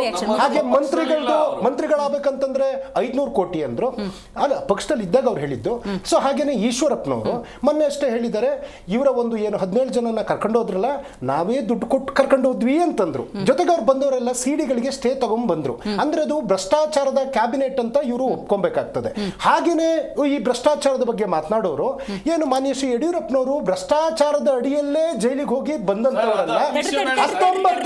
19ಕ್ಕೆ ಅವರನ್ನ ಯಾವ ರೀತಿ ಮುಖ್ಯಮಂತ್ರಿ ಮಾಡಿದ್ರು ಅನ್ನುವಂತ ಪ್ರಶ್ನೆಯನ್ನ ಕೇಳ್ತಾ, ಮೇಡಮ್ ಇವತ್ತು ದೇಶದ ಪ್ರಧಾನಮಂತ್ರಿಯವರು ಯಾವೊಂದು ರಾಮ ಮಂದಿರದ ವಿಚಾರದಲ್ಲಿ ಶಂಕುಸ್ಥಾಪನೆಯಿಂದ ಹಿಡಿದು ಧ್ವಜಾರೋಹಣದಿಂದ ಹಿಡಿದು ಪ್ರಾಣ ಪ್ರತಿಷ್ಠಾಪನೆಯಿಂದ ಹಿಡಿದು ಆ ಟ್ರಸ್ಟ್ ಅನ್ನ ಮಾಡೋದ್ರಿಂದ ಹಿಡಿದು ಆ ಟ್ರಸ್ಟಿಗೆ ಸದಸ್ಯರನ್ನು ಮಾಡೋದ್ರಿಂದ ಹಿಡಿದು ಎಲ್ಲದರಲ್ಲೂ ಮುಂದಾಳತ್ವ ವಹಿಸಿದಂತ ಮಾನ್ಯ ಶ್ರೀ ನರೇಂದ್ರ ಮೋದಿ ಅವರೇ, ಆ ನಿಮ್ಮ ಶ್ರೀರಾಮನ ಹುಂಡಿಯಲ್ಲಿ ಇವತ್ತು ಸಾವಿರಾರು ಕೋಟಿ ರೂಪಾಯಿ ಕಳ್ತನ ಆಗಿದೆಯಲ್ಲ, ಇದು ದೇವರ ಹೆಸರಿನ ದೊಡ್ಡ ಭ್ರಷ್ಟಾಚಾರ ಅಲ್ವಾ? ನರೇಂದ್ರ ಮೋದಿ ಅವರು ಯಾವತ್ತೂ ರಾಜೀನಾಮೆ ಕೊಡ್ತಾರೆ ಅನ್ನುವಂತ ಪ್ರಶ್ನೆಯನ್ನ ಕೇಳ್ತಾ, ಇದೇ PM ನರೇಂದ್ರ ಮೋದಿ ಅವರ ಅಕೌಂಟಿಗೆ PM ಕೇರ್ ಅಂತೇಳಿ ಲಕ್ಷಾಂತರ ಕೋಟಿ ಹಣ ಹೋಗಿದೆಯಲ್ಲ, ಅದಕ್ಕೆ ಉತ್ತರದಾಯಿಯಾಗಿ ನರೇಂದ್ರ ಮೋದಿ ಅವರು ರಾಜೀನಾಮೆ ಕೊಡ್ತಾರ? ನಿರ್ಮಲಾ ಸೀತಾರಾಮನ್ ಅವರು ಎಲೆಕ್ಟ್ರೋ ಬಾಂಡಿನ A1 ಆರೋಪಿ, ನರೇಂದ್ರ ಮೋದಿ ಅವರು ಎಲೆಕ್ಟ್ರೋ ಬಾಂಡಿನ A2 ಆರೋಪಿ. ಈ ಒಂದು ಭ್ರಷ್ಟಾಚಾರದಲ್ಲಿ ಇನ್ಕ್ಲೂಡಿಂಗ್ ಇವರ ನಳಿನ್ ಕುಮಾರ್ ಕಟೀಲ್ ಅವರ ಹೆಸರು ಇದೆ, ಅದರಲ್ಲಿ ಇನ್ಕ್ಲೂಡಿಂಗ್ ವಿಜೇಂದ್ರ ಅವರ ಹೆಸರು ಇದೆ. ಈ ಭ್ರಷ್ಟಾಚಾರದಲ್ಲಿ ಬಿಜೆಪಿಯ ನರೇಂದ್ರ ಮೋದಿ ಅವರು ನಿರ್ಮಲಾ ಸೀತಾರಾಮನ್ ಅವರು ರಾಜೀನಾಮೆ ಕೊಡ್ತಾರೆ. ಒಂದ್ ನಿಮಿಷ ಖಂಡಿತ ಒಪ್ಪಣ ಅದನ್ನ. ಇವತ್ತು ಮಾನ್ಯ ಶ್ರೀ ಕುಮಾರಸ್ವಾಮಿ ಅವರ ಕೇಸು ರಾಜ್ಯಪಾಲರ ಅಂಗಳದಲ್ಲಿ ಪ್ರಾಸಿಕ್ಯೂಷನ್ ಕಾಯ್ತಾ ಇದೆಯಲ್ಲ, ಒಂದು ಶ್ರೀ ಸಾಯಿ ವೆಂಕಟೇಶ್ವರನ 530 ಎಕರೆ, ಗಂಗೇನಹಳ್ಳಿಯ 100 ಕೋಟಿ ರೂಪಾಯಿ ಪ್ರಾಪರ್ಟಿ, ಪಡುವಾಲ 87 ಎಕರೆ ಪ್ರಾಪರ್ಟಿ, ಹಾಗೇನೆ ಕೇತ್ಕಾನಹಳ್ಳಿ 14 ಎಕರೆ ಬೇನಾಮಿ ಭ್ರಷ್ಟಾಚಾರ. ಈ ಭ್ರಷ್ಟಾಚಾರಕ್ಕೆ ಕುಮಾರಸ್ವಾಮಿ ಅವರು ಯಾವತ್ತು ರಾಜೀನಾಮೆ ಕೊಡ್ತಾರೆ? PWD ಇಲಾಖೆನಲ್ಲಿದ್ದಾಗ ಶೋಭಾ ಕರಂದ್ಲಾಜೆ ಅವರು ಮಾಡಿರ್ತಕ್ಕಂಥ ಭ್ರಷ್ಟಾಚಾರದ ಹಗರಣಕ್ಕೆ ಅವರು ಖುದ್ದಾಗಿ ರಾಜೀನಾಮೆ ಕೊಡ್ತಾರೆ ಅಥವಾ ಯಾವಾಗ ಕೊಡ್ತಾರೆ ಅಂತ ಅವ್ರನ್ನೇ ಕೇಳಬೇಕಾಗ್ತದೆ. ಇನ್ನು ಸಾಲು ಹೆಸರುಗಳು ಪಟ್ಟಿಗಳು ನನ್ನಲ್ಲಿ ಇದೆ, ಕೊಡ್ಲಿ ಫಸ್ಟ್ ಅವರೆಲ್ಲ ದಯಪಾಲಿಸಿ, ಆಮೇಲೆ ವಿಚಾರ ಮಾಡೋಣಂತೆ. ನಿಮ್ಮ ITED CBI ಕಾಂಗ್ರೆಸ್ನ ನಿರ್ಧಾರ ಬಿಜೆಪಿ ಮೇಲೆ ನಿರ್ಧಾರ ಅವರ ಒಂದು ಏನೋ ಒಂದ್ ನಿಮಿಷ ಅವರೇ ಸಾಕಿ, ಅವರೇ ತಿನ್ನಿಸಿ, ಅವರೇ ಕೊಬ್ಬಿಸಿರ್ತಕ್ಕಂಥ ITED CBI ಕೈಲೇ ನಾಗೇಂದ್ರ ಅವರ ಕೇಸ್ನ ಏನು ಮಾಡ್ಕೊಳಕ್ಕಾಗಿಲ್ಲ. ಇವತ್ತು ಈಶ್ವರಪ್ಪ ಅವರ ಪ್ರಕರಣ ಖುದ್ದು ಅವನು ಅವ್ರ ಹತ್ರ ಹೋಗಿದ್ದು, ರಾಜ್ಯಪಾಲರಿಗೆ ದೂರು ಕೊಟ್ಟಿದ್ದು ಪ್ರತಿಯೊಂದು ಇತ್ತು. ಇವ್ರ ಪ್ರಕರಣದಲ್ಲಿ ಅವ್ರೇನಾದ್ರು ಪ್ರೆಷರ್ ಹಾಕಿರ್ಬಹುದೇನೋ ಅಂತ ಉಲ್ಲೇಖ ಇತ್ತು ಹೊರತು no where is connected. Right. Nagendra ಅವರೇ, ಪ್ರಮಾಣ ವಚನ ಆಗೋದಕ್ಕೂ ಪೂರ್ವದಲ್ಲೇ ಅದನ್ನು ತಪ್ಪಿಸಿ ಹೋರಾಟವನ್ನು ಮಾಡ್ಬೋದಾಗಿತ್ತು. ಈ ಕಾಲಾವಕಾಶ ಸಚಿವ ಸಂಪುಟದಲ್ಲಿ ಮುಂದುವರಿಯೋದಕ್ಕೆ BJP ಹಾಗೂ JDS ಅವಕಾಶ ಮಾಡಿಕೊಟ್ಟಂಗಾಗಿದೆ. ನಿಮಗೆ ನಿಜವಾಗ್ಲೂ ಬದ್ಧತೆ ಅನ್ನೋದಿದ್ದರೆ ಆ ಪ್ರಯತ್ನ ಮಾಡ್ಬೋದಿತ್ತಲ್ಲ ಮೇಡಮ್. ಇವತ್ತು ಏನು ಅರೆಬೆಂದ ಸರ್ಕಾರ ನಡೀತಾ ಇರೋ ನೀತಿಗಳು ಬರೀ ಭ್ರಷ್ಟಾಚಾರದಲ್ಲಿ ತೊಡಗಿದೆ. ಇವತ್ತು ಅವರು ಪ್ರಮಾಣ ವಚನ ಸ್ವೀಕಾರ ಮಾಡಿದಾಗ ಅಲ್ಲಿ ಇರೋಂಥ ಒಂದು ಸಮಸ್ಯೆಗಳು ನೋಡಿದಾಗ ಎಲ್ಲೋ ನಾಗೇಂದ್ರನ ಕೈ ಬಿಡ್ತಾರೆ ಅನ್ನೋ ಸನ್ನಿವೇಶ ಕ್ರಿಯೇಟ್ ಆಗಿತ್ತು. ಆದರೂ ಇವರು ಮುಂದರ್ಸ್ಕೊಂಬಂದು ಇವತ್ತು ಸದನದಲ್ಲಿ ನಿಂತ್ಕೊಂಡು ಸಚಿವ ಸ್ಥಾನಮಾನ ಕೊಡ್ತಾರೆ ಅಂದರೆ ನಾಚಿಗೆಟ್ಟ ಸರ್ಕಾರ. ನಿಜವಾಗ್ಲೂ ಇದು ತಲೆ ಇಲ್ಲದ ಸರ್ಕಾರ ಅಂತಲೇ ಹೇಳ್ಬೋದು. ಯಾಕಂದರೆ ನಾಗೇಂದ್ರ ಅವರಿಂದ ಗಂಭೀರವಾದ ಆರೋಪ ಸದನದಲ್ಲಿ ಸನ್ಮಾನ್ಯ ಮುಖ್ಯಮಂತ್ರಿಗಳು ಸದನದಲ್ಲಿ ಘಂಟಾಘೋಷವಾಗಿ ಒಪ್ಕೊಂಡಂತ ಇದು ಗಂಭೀರ ಆರೋಪ ಆಗಿದ್ದರಿಂದನೇ ಅವರು ರಾಜೀನಾಮೆ ಕೊಟ್ಟಿದ್ದು, ಜೈಲಿಗೆ ಹೋಗಿತ್ತು. ಇವತ್ತು 3 ತಲೆಮಾರಿಗಾಗಷ್ಟು ದುಡ್ಡು ಮಾಡಿಟ್ಟಿರೋರು ಜೈಲ್ಗೆ ಹೋಗ್ತಾರೆ. ಜೈಲ್ಗೆ ಹೋದ್ಮೇಲೆ ಬೇಲ್ ಸಿಗುತ್ತೆ, ಬೇಲ್ ಆದ್ಮೇಲೆ ಮುಖ್ಯಮಂತ್ರಿಗಳು ಆಗ್ತಾರೆ. ಅದೇ ರೀತಿ ಇವತ್ತು ನಿಗಮ ಮಂಡಳಿಯಲ್ಲಿ ಭ್ರಷ್ಟಾಚಾರ ಮಾಡಿ ಜೈಲ್ಗೆ ಹೋದವರು ಇವತ್ತು ಸಚಿವರಾಗ್ತಾರೆ. ಇದು ಕಾಮನ್ ಥಾಟ್ಸ್ ಆಗಿದೆ. ಇವತ್ತು ಜೈಲ್ಗೆ ಹೋಗಿ ಬಂದರೆ ಸಂತೋಷ್ ಹೆಗ್ಡೆ ಅವರು ಎಲ್ಲೋ ಒಂದು ಕಡೆ ಹೇಳ್ತಿದ್ರು, ಇವತ್ತು ಯಾರ್ಯಾರು ರಾಜ್ಯದಲ್ಲಿ ದೇಶದಲ್ಲಿ ಜೈಲ್ಗೆ ಹೋಗ್ತಾರೆ ಅವ್ರಿಗೆ ಹೂವಿನ ಸೇಬು ಹಣ್ಣಿನ ಹಾರಗಳಾಕಿ ಸನ್ಮಾನ ಮಾಡ್ತಾರೆ. ಎಂಥ ನೀಚ ಕಟ್ಟ ಕಡೆಯ ವ್ಯವಸ್ಥೆಗೆ ಇವತ್ತು ನಮ್ಮ ಸಮಾಜ ಹೋಗ್ತಾ ಇದೆ ಅಂತೇಳಿ ಘಂಟಾಘೋಷವಾಗಿ ಹೇಳಿದ್ರು. ಇವತ್ತು ಸಿಂಪಲ್ ಸ್ಟ್ರಾಟಜಿಕ್ಸ್ ಏನಂತಂದ್ರೆ, ಇವತ್ತು ಡ್ರಗ್ಸ್ ಮಾಫಿಯಾದಲ್ಲಿ ಯಾರನ್ನ ಇದ್ದಾರೆ ಅಂದರೆ ಡ್ರಗ್ಸ್ ಮಾಫಿಯಾರವರೇ ಒಂದು ಗುಡ್ ಅನ್ಕೊಂಡು ಒಂದು ಗುಂಪಾಗಿರುತ್ತೆ, ಕಳ್ಳರ ಜೊತೆ ಕಳ್ಳರೇ ಸೇರಿರ್ತಾರೆ. ಅದೇ ರೀತಿ ಭ್ರಷ್ಟರ ಜೊತೆ ಭ್ರಷ್ಟರು ಇರ್ಬೇಕಾಗುತ್ತೆ, ಬೇರೆ ನ್ಯಾಯ ಇರೋಕ್ಕೆ ಸಾಧ್ಯ ಇಲ್ಲ. ಕಳ್ತನ ಮಾಡ್ತಾರ ಜೊತೆ ಕಳ್ತನನೇ ಸಪೋರ್ಟ್ ಕೊಡೋ ಸಾಧ್ಯ. ಈ ಭ್ರಷ್ಟಾಚಾರ ಜೈಲ್ಗೆ ಹೋಗಿರೋ ವಿಚಾರ ಇಡೀ ರಾಜ್ಯಕ್ಕೆ ಗೊತ್ತಿರೋ ವಿಚಾರ. ಜೈಲ್ಗೆ ಹೋಗಿದ್ದು ಸತ್ಯಾಂಶ. 4 ಇವತ್ತು ಕೇಸ್ಗಳಿದಾವೆ, EDL ಕೇಸ್ ಇದಾವೆ, ಇನ್ನ ಚಾರ್ಜ್ ಶೀಟ್ ಹಾಕಿಲ್ಲ. ಈ ರೀತಿಯಂತ ಪರಿಸ್ಥಿತಿ ಇರೋಂಥ ವ್ಯಕ್ತಿನ ಕರ್ಕೊಂಬಂದು ನೀವು ಸಚಿವರು ಮಾಡ್ತೀರಿ ಅಂದ್ರೆ ರಾಜ್ಯದ ಜನಕ್ಕೆ ದ್ರೋಹ ಮಾಡ್ದಂಗಲ್ವ ನೀವು? ಈ ರಾಜ್ಯದ ಜನರ ಒಂದು ನಂಬಿಕೆನ ನೀವು ಇವತ್ತು ಹಾಳು ಮಾಡ್ತಾ ಇದ್ದೀರಲ್ಲ. ಇವತ್ತು ನಿಮ್ಮ ಪೂರ ಉದ್ದೇಶ ಇಷ್ಟೇ, ನೀವು ಬರೀ 3 ವರ್ಷದಲ್ಲಿ ಕಾಂಟ್ರವರ್ಸಿ ಮಾಡ್ತಾ ಇದ್ರೆ ಹೊರತು ಅಭಿವೃದ್ಧಿ ಶೂನ್ಯ ಆಗೋಗಿದೆ ನಿಮ್ದು. ಇವತ್ತು ಕೂಡ ಸದನದಲ್ಲಿ ನಿಮ್ಗೆ ಹೇಳಕ್ಕೆ ಏನು ಉತ್ತರ ಇದೆ? ಸದನದಲ್ಲಿ ಯಾವ ಪ್ರಶ್ನೆ ಕೇಳ್ಬೇಕು ನಿಮ್ಮನ್ನ? ನಾವು ಯಾವ್ದಕ್ಕೆ ಉತ್ತರ ಕೊಡಕ್ಕೆ ನಿಮ್ಮ ಹತ್ರ ಇದೆ ಉತ್ತರ ಕ್ವಶನ್? ಇವತ್ತು ನೀವು ರಾಜ್ಯದ ಮುಖ್ಯಮಂತ್ರಿ ಆಗಿ 3 ವರ್ಷ ತಗೊಂಡ್ರಿ, ರಾಜ್ಯದ ಕುರ್ಚಿ ಸಿಎಂ ಬದಲಾವಣೆಗೆ 3 ವರ್ಷ ತಗೊಂಡ್ರಿ. ಇವತ್ತು ನೀವು ಸಚಿವ ಸಂಪುಟ ವಿಸ್ತರಣೆ ಮಾಡಕ ಇನ್ನು 2 ವರ್ಷದಲ್ಲಿ ಎಲೆಕ್ಷನ್ ಬರುತ್ತೆ ಅಂತೀರಿ, ಇನ್ನು 6 ತಿಂಗಳಲ್ಲಿ ಕ್ಷೇತ್ರ ಕಡೆ ಓಡೋಗ್ತೀರಿ. ರಾಜ್ಯದ ಅಭಿವೃದ್ಧಿ ಏನು? ನಿಮಗೆ ಕೊಟ್ಟಂತ ಒಂದು ರಾಜ್ಯದ 7 ಕೋಟಿ ಜನ 136 ಮ್ಯಾಂಡೇಟರಿ ಸೀಟ್ ಕೊಟ್ಟು ಇವತ್ತು ಸದನದಲ್ಲಿ ಒಂದೇ ಒಂದು ಬರಗಾಲದ ಬರಪೀಡಿತ ರೈತರ ಬಗ್ಗೆ ಮಾತಾಡಕ್ಕಂತ ಚಕಾರಂತ ಪರಿಸ್ಥಿತಿ ಇವತ್ತು ಇದ್ದಂಗಾಗಿದೆ. ಯಾಕಂದ್ರೆ ನೀವು ಮಾಡ್ತಾ ಇದ್ದಲ್ಲ ಬರೀ ಕಾಂಟ್ರವರ್ಸಿ. ಇವಾಗ ನಾಗೇಂದ್ರ ಸಚಿವರು ಮಾಡಿದ್ರೆ ವಿರೋಧ ಪಕ್ಷದಲ್ಲಿ ಏನು ಕೇಳ್ಬೇಕು ನಾವು? ನಾಗೇಂದ್ರ ಭ್ರಷ್ಟಾಚಾರ, ಕಳ್ಳ, ಕದೀಮ, ಜೈಲ್ಗೆ ಹೋಗಿದ್ದ, ಅವ್ನು ಕರ್ಕೊಂಬಂದು ಯಾಕೆ ಸಚಿವರು ಮಾಡ್ತಾ ಇದ್ರಿ? ಅವ್ನಿಗೆ ಏನಿದೆ ಅಂತ? ಜಮೀರ್ ಬಗ್ಗೆ ನಾವ್ ಹೇಳೋದು ಬೇಡ ಸ್ವಾಮಿ, ನಾವ್ ಹೇಳ್ತಲ್ಲ ಇದನ್ನ. ಜಮೀರ್ ಬಗ್ಗೆ ವಸತಿ ಇಲಾಖೆಯಲ್ಲಿ ಲಕ್ಷಾಂತರ ಕೋಟಿ ಮನೆಗಳು ಭ್ರಷ್ಟಾಚಾರ ಆಗಿದೆ ಅಂತ BR ಪಾಟೀಲ್ ಅವರು ಗಂಟಾಘೋಷವಾಗಿ ಇಡೀ ರಾಜ್ಯಕ್ಕೆ ಹೇಳಿಕೆ ಕೊಟ್ಟರು. ಸ್ವತಃ ತನ್ನ ಪಕ್ಷದಲ್ಲಿರುವಂಥ BR ಪಾಟೀಲ್ ಕೊಟ್ಟಿರೋ ಸ್ಟೇಟ್ಮೆಂಟು ಜಮೀನ್ ಮೇಲೆ ಆರೋಪ ಇದೆ, ಆದ್ರೂ ಕೂಡ ಅವ್ರು ಕರ್ಕೊಂಡ್ಬಂದು ಸಚಿವರು ಮಾಡ್ತಿದ್ರಿ. ಇದೇ ಲಕ್ಷ್ಮಣ ಸವದಿನ ನೀವು ಕಂಡಂಗೆ ನಾನು ಅವ್ರ ಬಗ್ಗೆ ಹೇಳ್ತಲ್ಲ ಅಂದ್ರೆ ವಿಚಾರ ಹೇಳ್ತಿದ್ದೀನಿ, ಹೊಗಳೋದು ಹೆಂಗೆ ತೆಗಳೋದು ಹೆಂಗೆ ಅಂತ. ಇವತ್ತು ಸಿದ್ದರಾಮಯ್ಯ ಅವರು ಇದೇ ಲಕ್ಷ್ಮಣ ಸವದಿನ ಗಂಟಾಘೋಷವಾಗಿ ಅವ್ರನ್ನ ಮೇಲೆ ಹೇಳಿಕೆ ಕೊಟ್ಟಿದ್ರು. ಏನ್ರಿ ದೇವಸ್ಥಾನ ಇದ್ದಂಗೆ ವಿಧಾನಸೌಧ ಅನ್ನೋದು? ಇವತ್ತು ಅವ್ರು ಕುತ್ಕೊಂಡು ಬ್ಲೂ ಫಿಲ್ಮ್ ನೋಡ್ತಾರೆ. ಇಂಥ ಒಂದು ನೀಚ್ ಕೆಟ್ಟವ್ರನ್ನ ಇವತ್ತು ಸಮಾಜ ಒಪ್ಪಲ್ಲ. ಇಂಥವ್ರು ಫಸ್ಟ್ ರಾಜೀನಾಮೆ ಕೊಟ್ಟು ಆಚೆ ಹೋಗ್ಬೇಕು, ಇವರು ಅಲ್ಲ ಅವು ಅಂದ್ರು. ಅಂದ್ರೆ ಸಿದ್ದರಾಮಯ್ಯ ಅವರು ಇದೇ ಪಕ್ಷದಲ್ಲಿ ತಂದಿರೋದು. ಇವತ್ತು ಅವ್ರನ್ನ ಕರ್ಕೊಂಡ್ಬಂದ್ಬಿಟ್ಟು ರೆಡ್ ಕಾರ್ಪ್ ಹಾಕಿ ಸಚಿವರು ಮಾಡ್ತೀರಿ. ನಾಚಿಕೆಟ್ಟ ಸರ್ಕಾರಕ್ಕೆ ಜನಾಭಿಪ್ರಾಯ ಏನಾದ್ರು ಇದೆಯಾ? ಜನಾಭಿವೃದ್ಧಿ ಏನಾದ್ರು ಇದೆಯಾ? ಇವತ್ತು ಎಲ್ಲೇ ನೋಡಿದ್ರು ಕೂಡ ಭ್ರಷ್ಟಾಚಾರದಲ್ಲಿ ಕಾಣಿಸ್ತಿದೆ ಸರ್ಕಾರ. ಇವತ್ತು ನಾವು ಮುಖ್ಯಮಂತ್ರಿಯಿಂದ ಏನೋ ಒಂದು ಒಳ್ಳೆ ಒಂದು ನಾವು ನಿರೀಕ್ಷೆ ಇಟ್ಟಿದ್ವಿ ಮುಖ್ಯಮಂತ್ರಿಯಿಂದ, ರಾಜ್ಯದ ಮುಖ್ಯಮಂತ್ರಿಯಿಂದ 100 ದಿನಗಳಲ್ಲಿ ಏನಾದ್ರು ಮಹತ್ವದ ಬದಲಾವಣೆ ಆಗುತ್ತಂತ. ಆದ್ರೆ ಬದಲಾವಣೆ ಕಾಣಿಸ್ತಾ ಇರೋದು ಬರೇ ಬಡ ಜನರ ದೌರ್ಜನ್ಯ. ಖಾಲಿ ಸೈಟ್ ಕಿತ್ಕೊಂಡ್ರಿ ಅಂತಾರ್ರಿ, ಖಾಲಿ ಸೈಟ್ ಬಿಡಲ್ಲ ನಾವು ಕಿತ್ಕೊಂಡ್ಬಿಡ್ತೀವಿ, ಸರ್ಕಾರ ಕಿತ್ಕೊಂಡ್ಬಿಡ್ತೀರಿ. ಓಕೆ ದಿನೇಶ್ ಅವರೇ, ರಾಜ್ಯ ಕಾಂಗ್ರೆಸ್ ಯಾವ ಸಂದೇಶವನ್ನು ಕೊಡ್ತಾ ಇದೆ ಇಂಥ ಡಿಸಿಷನ್ಸ್ ಇಂದ? ಇದು ಏನಾಗ್ತಾ ಇದೆ ಅಂದರೆ, ಮೊನ್ನೆ ನಡೆದಂಥ ಲೋಕಸಭಾ ಅಧಿವೇಶನ 175 ಕೋಟಿ ಖರ್ಚಾಗಿದ್ದು, ಕೇವಲ 19% ಅಷ್ಟೇ ನಡೆದಿದ್ದು. ಅದೇ ಮಾದರಿ ಇಲ್ಲೂ ನಡೀತಾ ಇದೆ. ಇಲ್ಲೇನಂದ್ರೆ ಪ್ರತಿ ದಿವಸ 50 ಲಕ್ಷ ಜನರ ಹಣನ ಪೋಲ್ ಮಾಡ್ತಾವ್ರೆ. ಇವ್ರು ಮಾಡ್ತಾ ಇರೋ ಗನ್ನಂದಾರಿ ಕೆಲಸಗಳಿಗೆ 3 ಪಕ್ಷಗಳಿಗೆ ನಾವು ಬಾಯಿಗೆ ಬಂದಂಗೆ ಬೈಬೇಕು. ಯಾಕಂದ್ರೆ ಇವರು ಇವತ್ತು ಈ ಲೆಕ್ಕ ನೋಡ್ಕೊಳ್ಳೋದಾದ್ರೆ ನಾಗೇಂದ್ರ ಅವ್ರನ್ನ ಲೆಕ್ಕ ನೋಡೋದಾದ್ರೆ DK ಶಿವಕುಮಾರ್ ಅವರು CM ಆಗಂಗಿಲ್ಲ. ಅವ್ರ ಮೇಲೂ 74 ಕೋಟಿ ಡಿಸ್ಪ್ರಪೋರ್ಷನೇಟ್ ಕೇಸು ED ಮೇಲಿದೆ, ಅವರೇ CM ಆಗಂಗಿಲ್ಲ. ಅವ್ರ ಮೇಲೆ ಫಸ್ಟ್ ಇವ್ರು ರಾಜೀನಾಮೆ ಕೇಳಬೇಕು ವಿರೋಧ ಪಕ್ಷಗಳು. ಆದ್ರೆ ಅವ್ರು ಕೇಳಲ್ಲ. ಕಂಪ್ಲೀಟ್ಲಿ ಅಂಡರ್ಸ್ಟ್ಯಾಂಡಿಂಗ್ ಇಲ್ಲಿ ವಿಧಾನಸಭೆಯನ್ನ ಹಾಳು ಮಾಡಬೇಕು ಅಂತ 3 ಪಕ್ಷಗಳು ಪ್ಲಾನ್ ಮಾಡ್ಕೊಂಡು ಮಾಡ್ತಾ ಇರೋವಂಥ ದೊಡ್ಡ ದೊಂಬಿ ಅಂತ ನಾನು ಹೇಳ್ತೀನಿ. ಯಾಕಂದ್ರೆ ಇವತ್ತು ಅತ್ಯಂತ ಬರಗಾಲ ಬಂದಿದೆ.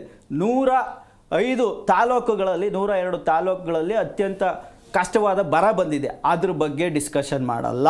ಯಾಕಂದ್ರೆ ಹಿಂಗೆ ತಳ್ತಾರೆ ಎಲ್ಲಾ ದಿವಸಗಳನ್ನ. ಅದಕ್ಕೋಸ್ಕರನೇ ಇವರು ನಾಗೇಂದ್ರನ ಮಿನಿಸ್ಟರ್ ಮಾಡಿದ್ದು. ಇವರು ಅದನ್ನೇ ಕೇಳಲಿ ಅಂತ ಅರ್ಥ ಆಯ್ತಲ್ಲ. So total it's completely understanding. ಇದ್ರ ಜೊತೆಗೆ KPSC ಹಗರಣ, ಅದರಲ್ಲಿ ಅವರನ್ನ KPSC ಚೇರ್ಮನ್ ಅಪಾಯಿಂಟ್ ಮಾಡಿದ್ದು ಯಡಿಯೂರಪ್ಪ, ಲೂಟಿ ಮಾಡಿದ್ದು ಕಾಂಗ್ರೆಸ್ ಗೌರ್ಮೆಂಟ್ ಅಲ್ಲಿ. ಆದ್ರೆ ಆ ಎರಡನ್ನೂ ಮೊನ್ನೆ ಯತ್ನಾಳ್ ಅವರೇ ಹೇಳವ್ರೆ, ಅಪಾಯಿಂಟ್ ಮಾಡಿದವರು ಯಡಿಯೂರಪ್ಪ ಅವರು, ಲೂಟಿ ಮಾಡಿದ್ದು ಕಾಂಗ್ರೆಸ್ ಸರ್ಕಾರದಲ್ಲಿ 400 ಪಶುವೈದ್ಯಕೀಯ ಏನು ಅಧಿಕಾರಿಗಳ ಇದರಲ್ಲಿ 80 ಲಕ್ಷ ಅಂತ. ಅದು ಡಿಸ್ಕಷನ್ ಬಂದ್ಬಿಡುತ್ತೆ. ಇದು ಕ್ಲಾರಿಫೈ ಆಗ್ಬಿಟ್ರೆ ಆ ಡಿಸ್ಕಷನ್ ಬರಬಾರ್ದು. ಆಮೇಲೆ ನೈಸ್ದು 7,000 ಎಕರೆ ಅಕ್ವೈರ್ ಮಾಡ್ಕೊಂಡಿದ್ದು, ಬಳಸಿರೋದು ಬರೀ 376 ಎಕರೆ ಏನೋ ಅಷ್ಟೇ. ಇನ್ನು 6,500 ಎಕರೆ ಅದನ್ನ ರಾಜ್ಯಪಾಲರು ಕೇಳವ್ರೆ ವಾಪಸ್ಸು ಟೌನ್ಶಿಪ್ ಮಾಡಿ ಅಂತ. ಅದು ಹಗರಣ ಬಂದ್ಬಿಡುತ್ತೆ ಆಚೆಗೆ. ಇವರು ಈಗ ಇಲ್ಲಿಗೆಲ್ಲ ಕಲೆಕ್ಟ್ ಮಾಡ್ತಾರಲ್ಲ ನೈಸ್ ರೋಡ್ದು, ಅದು ಆಚೆ ಬಂದ್ಬಿಡುತ್ತೆ. ಆಮೇಲೆ ಇವತ್ತು ಬೆಂಗಳೂರು ಬರೀ 3 ಕಿಲೋಮೀಟ್ರಲ್ಲೇ 700 ಗುಂಡಿ ಅಂತ ಮೊನ್ನೆ ಯಾರೋ ಕಿರಣ್ ಮಜುಮ್ದಾರ್ ಹೇಳಿದ್ರು. ಅದು ಕೂಡ ಬಂದ್ಬಿಡುತ್ತೆ ನೆಕ್ಸ್ಟ್. ಈ ಗುಂಡಿ ವಿಚಾರಕ್ಕೆ ಮೊನ್ನೆ ಎಲೆಕ್ಟ್ರಾನಿಕ್ ಸಿಟಿಲಿ ಒಬ್ಳು ಮಹಿಳೆ ಗುಂಡಿಗೆ ಬಿಚ್ಚತ್ಲು, ಆ ವಿಚಾರನೂ ಬರಬಾರ್ದು. ಯಾಕಂದ್ರೆ ಈ 3 ಪಕ್ಷಗಳು ಸೇರಿ 10 ವರ್ಷದಲ್ಲಿ 46,000 ಕೋಟಿನ ಬರೀ ರಸ್ತೆಗೆ ತಿಂಗಿದ್ದಾರೆ. ಅದು ಬರುತ್ತೆ. ಕಾಂಗ್ರೆಸ್ ಅಂಡರ್ಸ್ಟ್ಯಾಂಡಿಂಗ್ ಅಂದ್ರೆ ಒಪ್ಕೋಬಹುದು, ಅಲ್ಲಿ JDS ಇದೆಯಲ್ಲ. ಹೌದು, ಎಲ್ಲಾ ಪಕ್ಷಗಳು ಆಳಿದವಲ್ಲ, 3 ಪಕ್ಷಗಳು. ಈ 3 ಇವತ್ತು ಇವರು ನಾನು ಹೇಳೋದು 1 ನಿಮಿಷ ತಾಳಿ ಸ್ವಾಮಿ, ಅದನ್ನು ಹೇಳ್ತೀನಿ, ನಿಮ್ದು ಹೇಳ್ತೀನಿ. ಈಗ ಗಂಗೇನಹಳ್ಳಿಲಿ 1 ಎಕರೆ 11 ಕುಂಟೆ. ಕುಮಾರಸ್ವಾಮಿ ಅವ್ರು CM ಇದ್ದಾಗ ಡಿನೋಟಿಫೈ ಮಾಡಕ್ಕಾಗ್ಲಿಲ್ಲ. ಯಡಿಯೂರಪ್ಪನವ್ರು ಡಿನೋಟಿಫೈ ಮಾಡ್ಕೊಡ್ತಾರೆ ಅವ್ರು CM ಆದಾಗ. ಯಾವ್ದೋ ವ್ಯಕ್ತಿಗೆ ಅವನ ಲ್ಯಾಂಡ್ ಓನರ್ ಅಲ್ಲ, ಅದನ್ನ ಕುಮಾರಸ್ವಾಮಿ ಅವ್ರು ಬಾಮ ಇದಂಗೆ ಬರ್ಕೊಟ್ಟವ್ರೆ. ಅಂದ್ರೆ ಈ 3 ಅಂಡರ್ಸ್ಟ್ಯಾಂಡಿಂಗ್ಸ್ಗಳಿಗೋಸ್ಕರ ಟೋಟಲ್ ವಿಧಾನಸಭಾ ಕಲಾಪಗಳನ್ನ ಹಾಳು ಮಾಡಿ ಜನರ ದುಡ್ಡನ್ನು ನುಂಗಿ ನೀರು ಕುಡಿದು ಇವತ್ತು ವ್ಯವಸ್ಥೆಯನ್ನ ಹಾಳು ಮಾಡೋದಕ್ಕೆ ನಿಂತಿರೋದು. ಇಲ್ಲಿ ಆ ಲೆಕ್ಕಕ್ಕೆ ಹೋದ್ರೆ ಸಿದ್ದರಾಮಯ್ಯನವರೇ ಪಾಪ 14 ಮುಡಾ ಸೇಟು ತಗೋಬಿಟ್ಟು ವಾಪಸ್ ಕೊಟ್ಬಿಟ್ಟು ಅಧಿಕಾರದಿಂದಲೂ ಇಳಿದ್ಬಿಟ್ರು ಅವರು. ಅಂದ್ರೆ ಅವ್ರೊಬ್ಬರೇ ಇವತ್ತು ನಿಯತ್ತಿನ ವ್ಯಕ್ತಿ. ಯಾಕಂದ್ರೆ ನಾನು ಕಳ್ತನ ಮಾಡಿದೆ, ವಾಪಸ್ ಒಪ್ಕೊಬಿಟ್ಟೆ, ಅಧಿಕಾರದಿಂದನೂ ಮನೆಗೆ ಹೋಗಿದ್ದೀನಿ ಅಂತ. ಆದ್ರೆ ಇಲ್ಲಿರೋ ವಿಧಾನಸಭೆಯಲ್ಲಿರೋ ಎಲ್ಲರೂ ಏನಾಗಿದ್ದಾರೆ, ಕಳ್ತನ, ಈಗ PSI ಸ್ಕ್ಯಾಮ್ ಯಾರು ಟರ್ಮಲ್ ಆಗಿದ್ದು, ಕೋವಿಡ್ ಸ್ಕ್ಯಾಮ್ ಯಾರು ಟರ್ಮಲ್ ಆಗಿದ್ದು, ಈ ಎಲ್ಲ ಅಡ್ಜಸ್ಟ್ಮೆಂಟ್ಗಳನ್ನ ತಳ್ಳೋದಕ್ಕೋಸ್ಕರ ಜನರ ಮೇಲೆ ಒಂದು ಮಾನವೋಮವನ್ನು ಮಾಡೋದಕ್ಕೋಸ್ಕರ ಅವ್ರ ದುಡ್ಡುಗಳಿಗೆ ಇವತ್ತು ಆ ಒಂದು ವಿಚಾರಕ್ಕೋಸ್ಕರ ವಿಧಾನಸಭೆಯಲ್ಲಿ ಕಲಾಪಗಳನ್ನ ನಡೀದಂಗೆ ಮಾಡ್ತಾ ಕೂತಿದ್ದಾರೆ. ಇದು ನಿಜವಾದ ಅಂಡರ್ಸ್ಟ್ಯಾಂಡಿಂಗ್ಸು. ನಾನು ಹೇಳ್ಬಿಡ್ತೀನಿ, ಇವತ್ತು ಯಾರ್ಯಾರಿಗೆ ಬೇಕು ನೋಡಿ. ಆಮೇಲೆ ಪೊಲೀಸ್ ಇಲಾಖೆ ಪೊಲೀಸ್ ಕೆಲಸನೇ ಮಾಡ್ತಾ ಇಲ್ಲ. ಆ ಪೊಲೀಸ್ ಎಸ್ಟಾಬ್ಲಿಷ್ಮೆಂಟ್ ಬೋರ್ಡ್ ಅಂತ ಮಾಡೋರೆ, ಅದು ಕೆಲಸ ಮಾಡ್ತಾ ಇಲ್ಲ. ಯಾವ MLA ಹೇಳ್ತಾನೆ ಆ ರೆಕಮೆಂಡೇಶನ್ ಮೇಲೆ ಎಲ್ಲ ಇನ್ಸ್ಪೆಕ್ಟರ್ಗಳು ವರ್ಗಾವಣೆ, ಸೂಟ್ ಕೇಸ್ ಮೇಲೆ ವರ್ಗಾವಣೆ, ಯಾರೋ ಸ್ಯಾಂಟ್ರೋ ರವಿ ಅಂತವ್ರು ಇಟ್ಕೊಂಡು ವರ್ಗಾವಣೆ. ಆ ಪೊಲೀಸ್ನವ್ರು ಏನ್ ಮಾಡ್ತಾರೆ, ಸಿಕ್ದವನ ಮೇಲೆ ಅಟ್ರಾಸಿಟಿ ಕೇಸು, ಕಾಸು ಕೊಟ್ಟವನ ಮೇಲೆ ಏನು ಕೇಸ್ಗಳು. ಇವಾಗ ಮೊನ್ನೆ ಇವರೇ ಯಾರು ಕಾಂಗ್ರೆಸ್ನವರು BJP ನಾಯಕರಿಗೆ BDA ಜಾಗ ಹೊಡೆದು ಕೊಡಕ್ ಹೋಯ್ತಾರೆ, ಅದಕ್ಕೆ ಹೋರಾಡಿದವ್ರ ಮೇಲೆ ಕ್ರಿಮಿನಲ್ ಕೇಸ್ ಹಾಕ್ತಾರೆ. ಅಂದ್ರೆ ವ್ಯವಸ್ಥೆ ಪೂರ್ತಿ ಸಾಯಿಸ್ಬಿಟ್ಟು 3 ಪಕ್ಷಗಳು ಅಡ್ಜಸ್ಟ್ಮೆಂಟ್ ಅಲ್ಲಿ ವಿಧಾನಸಭಾ ಕಲಾಪನ ವೇಸ್ಟ್ ಮಾಡ್ತಾ ಇದ್ದಾರೆ ಅಂತ ನಾನು ಹೇಳ್ತೀನಿ ಮೇಡಮ್. ರೈಟ್. ಶರತ್ ಅವರು, ನೀವು ಹೇಳಬೇಕು, ನೀವು ಅಧಿವೇಶನದಲ್ಲಿ ಬರದ ಬಗ್ಗೆ ಚರ್ಚೆ ಮಾಡೋಣ ಅಂತ ಏನಾದರೂ ವಿಷಯವನ್ನು ಮಂಡಿಸೋಕೆ ಹೋದರೆ ಅಯ್ಯೋ ಕೇಂದ್ರದಿಂದನೇ ಬರಬೇಕಾಗಿತ್ತು ಅಂತ ನಿಮ್ಮ ಬಾಯಿ ಮುಚ್ಚಿಸ್ತಾರೆ. ಕಾವೇರಿ ಹೋರಾಟ, ನೀರು ಬಿಡೋ ವಿಷಯ ಏನಾರು ತೆಗೆದ್ರೆ ಸುಪ್ರೀಂ ಆದೇಶನೇ ಇದೆ ಅಂತ ನಿಮ್ಮ ಬಾಯಿ ಮುಚ್ಚಿಸ್ತಾರೆ. ಇನ್ನು ಬೆಲೆ ಏರಿಕೆ ಬಗ್ಗೆ ಏನಾದರೂ ನೀವು ಮಾತೆತ್ತಕ್ಕೆ ಹೋದರೆ ಬೆಲೆ ಏರಿಕೆ ಕೇಂದ್ರದಿಂದಲೂ ಆಗಿದೆ ಅಂತ ಮಾತೆತ್ತಕ್ಕೆ ಹೋಗಿದ್ದಾರೆ. ಅಂದರೆ ನಿಮಗೆ ಸಬ್ಜೆಕ್ಟ್ ಇಲ್ಲ, ಹಾಗಾಗಿ ವಾಲ್ಮೀಕಿ ಹಗರಣದ ನಾಗೇಂದ್ರ ಅವರನ್ನು ಇಟ್ಕೊಂಡಿದ್ದೀರಾ? ನೋಡಿ, ಅದೊಂದು ಗಾದೆ ಮಾತು ಹೇಳ್ತೀನಿ ನಿಮಗೆ. Garbage attract only garbage, thief attract only thief. ನೋಡಿ, ಕಾಂಗ್ರೆಸ್ಸಲ್ಲಿ ಏನಾಗಿದೆ ಅಂತಂದರೆ, ನೀವು ನೋಡಿರ್ಬೋದು, ಸತೀಶ್ ಸೈಲ್ ಆಗಿರ್ಬೋದು, ವಿನಯ್ ಕುಲಕರ್ಣಿ ಆಗಿರ್ಬೋದು, ಈ ನಾಗೇಂದ್ರ ಆಗಿರ್ಬೋದು, ಇವರೆಲ್ಲ ಏನು ಅಂತಂದರೆ ಜೈಲಿಗೆ ಹೋದಂಥ ವ್ಯಕ್ತಿ, ಇಲ್ಲಿ ಜೈಲಿಗೆ ಹೋದಂಥ ವ್ಯಕ್ತಿನೇ ಅವರಿಗೆ ಅಟ್ರಾಕ್ಟ್ ಆಗ್ತಾರೆ. ಈಗೇನಂದ್ರಲ್ಲ, ಯಡಿಯೂರಪ್ಪ ಅವ್ರು ಜೈಲಿಗೆ ಹೋಗಿದ್ದಾರೆ ಅಂತಂದ್ರು, ಸ್ವಾಮಿ ನಿಮ್ಮ DK ಶಿವಕುಮಾರ್ ಅವರು ಜೈಲಿಗೆ ಹೋಗಿ ಬಂದಿದ್ದಾರೆ. ಅವ್ರೇನು ನಾವು ಸಂಬಾಯಿತರಲ್ಲ, ನೀವು ಹೇಳ್ತಿದ್ದೀರಲ್ಲ, ಅವ್ರು ಜೈಲಿ. ಈಗ ಯಡಿಯೂರಪ್ಪ ಅವರು ಆರೋಪ ಮುಕ್ತರಾಗಿ ಬಂದಿದ್ದಾರೆ, ಯಾವುದೇ ರೀತಿ ಅವ್ರ ಮೇಲೆ ಆರೋಪ ಇಲ್ಲ, ಅವರು ನಿರಪರಾಧಿಯಾಗಿ ಬಂದಿದ್ದಾರೆ. ಆದ್ರೆ ಅದೇ ನೋಡಿ, CID ಯಾರದ್ದು ಇವ್ರು ಹೇಳ್ತಾ ಇದಾರಲ್ವಾ, ಇವರು ED ಅದು ಇದು ಅಂತೇಳಿ. CID ಯಾರದ್ದು ಹಾಗಾದ್ರೆ? ನಾನು ಹೇಳಲಿಕ್ಕೆ ಇಷ್ಟಪಡ್ತೇನೆ, CID ಯಾರದ್ದು ಹಾಗಾದ್ರೆ? ನೋಡಿ, ಇಲ್ಲಿ ಕಾನೂನು ವ್ಯವಸ್ಥೆಯಲ್ಲಿ ಯಾರ ಅಂಡರ್ ಅಡಿಯಲ್ಲೂ ಯಾವ ವ್ಯವಸ್ಥೆನೂ ಇರಲ್ಲ, ಅದನ್ನ ಅರ್ಥ ಮಾಡ್ಕೊಳ್ಬೇಕು ನಾವು ಮುಂಚೆ. ED CBI ಅಲ್ಲಿ ಇವರು ಆರೋಪಿ ಅಂತೇಳಿ ನಾಗೇಂದ್ರ ಅವರು ಚಾರ್ಜ್ ಶೀಟ್ಸ್ ಅಲ್ಲಿ ಇದ್ದಾಗ ಇನ್ನು ನಿರಪರಾಧಿ ಅಂತೇಳಿ ಸಾಬೀತೇ ಆಗ್ಲಿಲ್ಲ. ಆದ್ರೂ ಕೂಡ ಇವರು ಏನು ಇವ್ರನ್ನ ಮಂತ್ರಿ ಸ್ಥಾನದಲ್ಲಿ ಕುಂಡ್ರಿಸ್ತಾರೆ ಅಂತ ಹೇಳಿದ್ರೆ, ಇಲ್ಲೇನೋ ಒಂದು ದೊಡ್ಡದ ಪ್ರಮಾಣದಲ್ಲಿ ಒಂದು ಕಪ್ಪ ವ್ಯವಹಾರ ನಡೆದಿದೆ ಅಂತ ಅರ್ಥ ಅಲ್ವಾ? ಅದು ಸಿದ್ದರಾಮಯ್ಯನವರು ಅಂದ್ರೆ ನಿಮ್ಮಷ್ಟಿಲ್ಲ ಅನ್ಸುತ್ತೆ. ಬಸನಗೌಡ ಪಾಟೀಲ್ ಯತ್ನಾಳ್ ಅವರು ಮುಖ್ಯಮಂತ್ರಿ ಸ್ಥಾನಕ್ಕೆ ಎಷ್ಟು, ಯತ್ನಾಳ್ ಅವರು ಈ ಹಿಂದೆನೂ ಅದಕ್ಕೆ ಯಾವುದೇ ಆಧಾರವಿಲ್ಲದ ಮಾತುಗಳನ್ನು ಸಾಕಷ್ಟು ಆಡಿದ್ದಾರೆ. ಕಾಂಗ್ರೆಸ್ ಬಗ್ಗೆನೂ ಮಾತಾಡಿದ್ದಾರೆ ಸಾಕಷ್ಟು. ಒಪ್ಕೊಳ್ತಾರ ಕಾಂಗ್ರೆಸ್ನವರು? ಕಾಂಗ್ರೆಸ್ ಬಗ್ಗೆನೂ ಮಾತಾಡಿದ್ದಾರೆ. ಅವ್ರು ಇವಾಗ ನಮ್ಮ ಪಕ್ಷದಲ್ಲಿ ಇಲ್ಲ, ಆಯ್ತಾ? ಹಿಂದೆ ಅವ್ರು ಮಾತಾಡಿದ್ದಾರೆ ಅಂತ ಹೇಳ್ತೀರಾ, ಕಾಂಗ್ರೆಸ್ ಬಗ್ಗೆ ಸಾಕಷ್ಟು ಮಾತಾಡಿದ್ದಾರೆ, ಅದನ್ನ ಒಪ್ಕೊಳ್ತೀರಾ?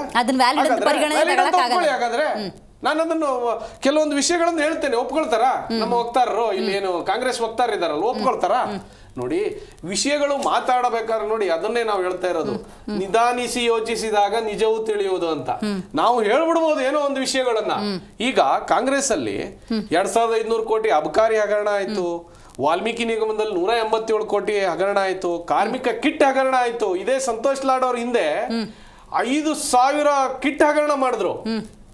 5,000 ರೂಪಾಯಿ, 1,200 ರೂಪಾಯಿ ಇರ್ತಕ್ಕಂತ ಒಂದು ಕಿಟ್ ಅನ್ನ 5,000 ರೂಪಾಯಿಗೆ ಹೆಚ್ಚಿಸಿ ಕೊಡ್ತಾರೆ. ಸಾವಿರಾರು ಕೋಟಿಗಳಷ್ಟು ಕಿಟ್ ಹಗರಣ ನಡೀತು. ಗೃಹಲಕ್ಷ್ಮಿಯಲ್ಲಿ 5,000 ಕೋಟಿ ಏನ್ ನಡೀತಲ್ವಾ, ಅದ್ರ ಲೆಕ್ಕನೇ ಕೊಟ್ಟಿಲ್ಲ ಇನ್ನೂವರೆಗೂ. ಈಗ ಹೆಬ್ಬಾಳ್ಕರ್ ಅವರು ಮಂತ್ರಿ ಮಾಡ್ಲಿಲ್ಲ, ಯಾಕೆಂದ್ರೆ ಮಂತ್ರಿ ಮಾಡಿದ ತಕ್ಷಣ ಜನ ಕೇಳ್ತಾರಲ್ವಾ ಲೆಕ್ಕ ಎಲ್ಲಿ ಅಂತೇಳಿ. ಆ ಕಾರಣದಿಂದ ಆಹಾರ ಇಲಾಖೆಯಲ್ಲಿ 100 ಕೋಟಿ ಹಗರಣ ಆಯ್ತು. ದಲಿತರ 25,000 ಕೋಟಿ ದುರ್ಬಳಕೆ ಆಯ್ತು. SPTSP ಹಣವನ್ನು ದುರ್ಬಳಕೆ ಮತ್ತೆ ಪ್ರತಿಪಕ್ಷವಾಗಿ ಇಷ್ಟೊಂದು ನೋಡಿ. ಅದನ್ನೇ ನೋಡಿ, ಇವತ್ತಿನ ದಿನ ಪ್ರತಿಯೊಂದು ಜಿಲ್ಲೆಗಳಲ್ಲಿ ಇವತ್ತು ನಾವು ಅಹೋರಾತ್ರಿ ಧರಣಿಯನ್ನ ಮಾಡ್ತಾ ಇದೀವಿ. ಪ್ರತಿಯೊಂದು ಜಿಲ್ಲಾ ಕೇಂದ್ರಗಳಲ್ಲಿ ಡಿ.ಕೆ. ಶಿವಕುಮಾರ್ ಅವರು ಅಂದ್ರೆ ಭಯನ ನಿಮ್ಗೆ? ಯಾವ್ದು ಭಯ? ಪ್ರಶ್ನೆ ಮಾಡೋ ಎದೆಗಾರಿಕೆ ಇಲ್ವಾ ಪ್ರತಿಪಕ್ಷಕ್ಕೆ? ನೇರವಾಗಿ ಹೇಳಿ. ಇಲ್ಲ ಅವ್ರು ಹೇಳಂಗೆ ಅಡ್ಜಸ್ಟ್ಮೆಂಟ್ ಅಲ್ಲ. ನೋಡಿ, ಡಿ.ಕೆ. ಶಿವಕುಮಾರ್ ಅವರ ಭಯ ಇದ್ರೆ ಇವತ್ತಿಂದ ಅಹೋರಾತ್ರಿ ಧರಣಿ ಮಾಡ್ತಾ ಇರ್ಲಿಲ್ಲ, ಮೂಢ ಹಗರಣದ ಪಾದಯಾತ್ರೆ ಮಾಡ್ತಿರ್ಲಿಲ್ಲ. ಇವತ್ತಿನ ನಿತ್ಯ ನಿರಂತರವಾಗಿ ನಾವು ಹೋರಾಟಗಳನ್ನ ಪ್ರತಿ ಜಿಲ್ಲಾ ಕೇಂದ್ರಗಳಲ್ಲಿ ಮಾಡ್ತಾ ಇದೀವಿ. ಆದ್ರೆ ನಮ್ಮ ಕನಕಪುರದ ಬಂಡೆಗೆ ನೀರು ಒಯ್ದ್ರೂ ಗೊತ್ತಾಗಲ್ಲ, ಏನೇ ಬಿಸಿ ನೀರು ಒಯ್ದ್ರೂ ಗೊತ್ತಾಗಲ್ಲ ಅಂತ ಪರಿಸ್ಥಿತಿ ಇದೆ. ನಿಮ್ ಪ್ರತಾಪ್ ಸಿಂಹ ಅವರು ಒಂದ್ಸತಿ ಹೇಳಿದ್ ನೆನಪಾಯ್ತು, ನೀನೇನು ಅತ್ತಂಗ್ ಮಾಡು ಹೊಡೆದಂಗ್ ಮಾಡ್ತೀನಿ ಹಂಗ ನೋಡಿ. ಅದೇ ಹೇಳ್ತಾ ಇದ್ದೀನಿ, ಬಂಡೆಗಲ್ಲ ಮೇಲೆ ನೀರು ಹೊಯ್ದಂತೆ ಅಂತ ಹೇಳಿ ಗಾದೆ ಇದೆಯಲ್ಲ, ಅದೇ ಇವಾಗ ಈ ಸರ್ಕಾರಕ್ಕೆ ಆಗ್ತಾ ಇದೆ. ನಾನು ಅದಕ್ಕೆ ಮುಂಚೆ ಹೇಳಿದ್ದು, garbage attract garbage, thief attract thief. ಇದು ಕಳ್ಳರ ಸರ್ಕಾರ. ಇದು ಕಳ್ಳರ ಸರ್ಕಾರಕ್ಕೆ ನಾವು ಅವ್ರು ಮಾಡದಂತ ವಿಷಯಗಳ ಬಗ್ಗೆ ಆಲ್ರೆಡಿ ಅವ್ರ ತಲೆಯಲ್ಲಿ ಏನಿರೋದು ಅಂತಂದ್ರೆ, ಕಾಂಗ್ರೆಸ್ ಸರ್ಕಾರಕ್ಕೆ ಆಲ್ರೆಡಿ ನಾವು ಮಾಡ್ತಿರೋದೆಲ್ಲ ಹೇಳ್ತಾ ಇದಾರೆ, ನಾವೇನು ತೆರಳಬೇಕಾಗಿಲ್ಲ ಹೇಳೋ ಒಂದು ಮನೋಸ್ಥಿತಿಯಲ್ಲಿ ಅವರಿದ್ದಾರೆ ಕಾಂಗ್ರೆಸ್ನವರು. ಯಾವ್ದನ್ನ ಅಟ್ರಾಕ್ಟ್ ಮಾಡತ್ತೆ ಅಂತ ಹೇಳಿದ್ರಲ್ಲ, ಹೆಂಗಾರೆ ಬೈರತಿ ಬಸವರಾಜ್ ಯಾರು, ನಿಮ್ಮ ಮಾಡಾಳ್ ವಿರೂಪಾಕ್ಷಪ್ಪ ಯಾರು, ಈಗ ಸಿಟಿ ರವಿ, ಈಗ ಅವ್ರೇನು ಸಿಟಿ ರವಿ ಆಗಿರ್ಬೋದು, ಇವ್ರದ್ದೆಲ್ಲ ಏನಾಗಿರೋದು ನೀವೇನು ಇವ್ರದ್ದು ಹೇಳಿದ್ರಲ್ವಾ, ಯಾರು ಬೈರತಿ ಬಸವರಾಜು ಈಗಾಗಲೇ ಕೋರ್ಟ್ ನಲ್ಲಿದೆ, ಕಟಕಟೆಯಲ್ಲಿ ನಡೀತಾ ಇದೆ, ಅದು ತನಿಖೆ ಹಂತದಲ್ಲಿದೆ. ನಾವು ಅದ್ರ ಅವ್ರು ಯಾವ್ದು ಸಚಿವರಾದ್ರ ಈಗ ನೋಡಿ ತತ್ವ ಸಿದ್ಧಾಂತ ಇಲ್ವಾ, ಶಿಸ್ತಿನ ಪಕ್ಷ ನೋಡಿ. ನಮ್ಮಲ್ಲೇ ಆದ ಒಂದಷ್ಟು ಆಂತರಿಕ ಪ್ರಜಾಪ್ರಭುತ್ವ ವ್ಯವಸ್ಥೆ ಇದೆ ಆಯ್ತಾ. ಆ ಆಂತರಿಕ ಪ್ರಜಾಪ್ರಭುತ್ವ ವ್ಯವಸ್ಥೆಯಲ್ಲಿ ಏನೇನಾಗಬೇಕು, ಹೆಂಗ್ ನಡ್ಕೊಳ್ಬೇಕು ಅಂತೇಳಿ ನಮ್ಮ ಪಕ್ಷದ ಸೂಚನೆ ಮೇರೆಗೆ ನಡ್ಕೊಳ್ತಾ ಇದ್ದಾರೆ. ಅದರಲ್ಲಿ ನೋಡಿ, ಈಗ ಆಡಳಿತದಲ್ಲಿ ಇರ್ತಕ್ಕಂಥದ್ದು ಕಾಂಗ್ರೆಸ್ ಪಕ್ಷ ಇವತ್ತಿನ ದಿವಸ ಜನರ ಅಭಿವೃದ್ಧಿಗೋಸ್ಕರ ಬಂದಂತ ಸರ್ಕಾರ. ಇವತ್ತಿನ ದಿವಸ ನಾವು ಕೊಟ್ಟಂತ ಅಕ್ಕಿಯನ್ನ ನಾವು ಏನು ಕೇಂದ್ರ ಸರ್ಕಾರ ಕೊಟ್ಟಂತ ಅಕ್ಕಿಯನ್ನ ಸಿದ್ದರಾಮಯ್ಯ ಡಿ.ಕೆ. ನಾವು ಕೊಟ್ಟಿದೀವಿ ಅಂತೇಳಿ ಇಲ್ಲಿ ಉಲ್ಲೇಖ ಮಾಡ್ತಾರೆ. ಅಂದ್ರೆ ಇವ್ರಿಗೆ ಕೊಡೋ ಯೋಗ್ಯತೆ ಇಲ್ಲ. ಅದನ್ನ ನಾವು ಎಲ್ಲಿ ಸೆಂಟ್ರಲ್ ಸರ್ಕಾರ ಕೊಟ್ಟಂತ ಅಕ್ಕಿಯನ್ನ ನಾವು ಕೊಟ್ಟಿದೀವಿ ಅಂತೇಳಿ ಉಲ್ಲೇಖ ಮಾಡ್ಕೊಂಡು ಇವ್ರು ಪಬ್ಲಿಸಿಟಿ ತಗೊಳ್ತಾ ಇದ್ದಾರೆ. ನಮ್ಮ ಯೋಜನೆಗಳನ್ನ ಸಾಕಷ್ಟು ಈಗೇನು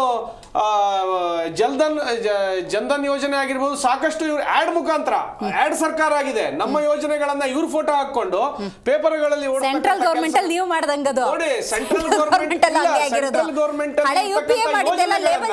ಇಲ್ಲ ಯೋಜನೆಗಳನ್ನ ಅಲ್ಲಿ ಯಾವುದೇ ರೀತಿಯಾಗಿ ಮೋದಿ ಆಗಿರ್ಬೋದು ಬೇರೆಯವ್ರ ಫೋಟೋ ಹಾಕಲಾರದೆ ಇವ್ರು ಮುಖ್ಯಮಂತ್ರಿಗಳ ಫೋಟೋ ಹಾಕೊಂಡು ಓಡಿಸತಕ್ಕಂತ ಕೆಲಸ ಇವತ್ತಿನ ದಿನ ಆಗ್ತಾ ಇದೆ. ದರ್ಶನ್ ಅವರೇ, ನಾನು ಖಂಡಿಸ್ತೀನಿ. ವಿನಯ್ ಕುಲಕರ್ಣಿ, ಬಿ ನಾಗೇಂದ್ರ, ಸತೀಶ್ ಸೇಲು 1-2 ಇಷ್ಟು ದೊಡ್ಡದೇ ಕೊಟ್ಟಿದ್ದಾರೆ ಇವರು. ಅಂದರೆ ಯಾವುದು ಏನನ್ನ ಅಟ್ರಾಕ್ಟ್ ಮಾಡುತ್ತೆ ಅಂತ. ಅದರ ಘನತೆವೆತ್ತ ಮುಖ್ಯಮಂತ್ರಿಗಳು ನೋಡಿ ಏನೆಲ್ಲ ಅಟ್ರಾಕ್ಟ್ ಮಾಡ್ತಾ ಇದ್ದಾರೆ. 6 ನಿಮಿಷ ಮಾತಾಡಿದ್ರು, ತುಟ್ಟಿಕ್ ಪಿಟ್ಟಿಕ್ 5 ನಿಮಿಷ ತುಟ್ಟಿಕ್ ಪಿಟ್ಟಿಕ್ ಅಂದ್ರೆ ಇಲ್ಲ. ಅದರಲ್ಲಿ ಒಂದು ಡೈಲಾಗ್ ಹೊಡೆದ್ರು, garbage attract garbage, thief attract thief. ಅಂದ್ರೆ ಕಳ್ಳನನ್ನ ಆಕರ್ಷಣೆ ಮಾಡ್ತಾನೆ. ಇವತ್ತು ಇವರ ಘನವೆತ್ತ ಸುನೀಲ್ ಕುಮಾರ್ ಅನ್ನೋರು ಅಲ್ಲಿ ಮಾತಾಡ್ತಾ ಇದ್ರು. ಅಲ್ಲಿ ನೋಡಿದ್ರೆ PM ಅವರು ರಾಮಮುಂಡಿ ಕಳ್ತನ ರಕ್ಷಣೆ ಮಾಡುವಂತಹ ಕೆಲಸಕ್ಕೆ PM ನರೇಂದ್ರ ಮೋದಿ ಅಂದ್ರೆ ಥೀಫ್ ಅಟ್ರಾಕ್ಟ್ ಥೀಫ್ ಅನ್ನೋ ಪದಕ್ಕೆ ನಾನು ಹೇಳುವಂತದ್ದು. ಕೇಳಿದೆ, ಒಂದ್ ನಿಮಿಷ ಮೇಡಮ್, ಒಂದ್ ನಿಮಿಷ ನಾನು ಕೇಳಿದ್ದೀನಿ. ಹಾಗೇನೆ ಇಲ್ಲಿ ನೋಡಿದ್ರೆ ಕರ್ನಾಟಕದಲ್ಲಿ ಪರಶುರಾಮನ ಥೀಮ್ ಪಾರ್ಕ್ ಮಾಡ್ತೀವಿ ಅಂತೇಳಿ, ಕಂಚಿನ ಪ್ರತಿಮೆ ಮಾಡ್ತೀವಿ ಅಂತೇಳಿ ಕೊನೆಗೆಲ್ಲ ಬಿಚ್ಚುತ್ತಾ ಹೋದ್ರದು ಪ್ಲಾಸ್ಟರ್ ಆಫ್ ಪ್ಯಾರಿಸ್ ಆಗಿತ್ತು. ಅಂದ್ರೆ ಸುನೀಲ್ ಕುಮಾರ್ ಅವರು ಏನಾಗ್ತಾರೆ, ಥೀಫ್ ಆಗ್ತಾರೋ ಗಾರ್ಬೇಜ್ ಆಗ್ತಾರೋ. ಹಾಗೆ ಮಣ್ಣನ್ನ ಕೊಳ್ಳೆ ಹೊಡೆದಂತ, ಮಣ್ಣನ್ನ ಕದ್ದಿರ್ತಕ್ಕಂಥ, ಏನು ನಮ್ಮ ಗಡಿಯನ್ನೇ ನಾಶ ಮಾಡಿರ್ತಕ್ಕಂಥ ಜನಾರ್ದನ್ ರೆಡ್ಡಿ ಇವರ ಪಕ್ಷಕ್ಕೆ ಅಟ್ರಾಕ್ಟ್ ಆದ್ರಲ್ಲ, ಇದಕ್ಕೆ thief attract thief, garbage attract garbage. ಇವರೇ ಒಂದು ಆರೋಪಗಳನ್ನ ಕುಮಾರಸ್ವಾಮಿ ಅವ್ರ ಮೇಲೆ ಮಾಡಿದ್ರಲ್ಲ, ಅದು ಶ್ರೀಸಾಯಿ, ಗಂಗೇನಹಳ್ಳಿ ಮತ್ತೆ ಏನೋ ಕೇತಗಾನಹಳ್ಳಿ, ಪಡುವಾಲಿ ಹಿಪ್ಪೆ ಅಂದ್ರೆ ಭೂಮಿಯ ಕಳ್ಳತನ ಅಂತ ಇವ್ರ ಆರೋಪಗಳಿದ್ದು ಅದು ರಾಜ್ಯಪಾಲರ ಅಂಗಳದಲ್ಲಿದೆ. ಈಗ ಕುಮಾರಸ್ವಾಮಿ ಅವ್ರನ್ನೇನು thief attracts BJP attract thief ಇವ್ರ ಪದ ಮೇಡಮ್. ಹಾಗೇನೆ ಇವರ ಆರೋಪಗಳು ಎಷ್ಟು ತುಂಬಾ ಚೆನ್ನಾಗಿದ್ದವು ಅಂದ್ರೆ ಅದು ಸುವೇಂದು ಅಧಿಕಾರಿ ಕಾಂಗ್ರೆಸ್ನಲ್ಲಿ ಇದ್ದಾಗ ಇವರಿಗೆ ಭ್ರಷ್ಟಾಚಾರಿ ತೀಫ್ ಅಥವಾ ಗಾರ್ಬೇಜ್ ಅಂತ ಕಾಣಿಸ್ತಾ ಇತ್ತು.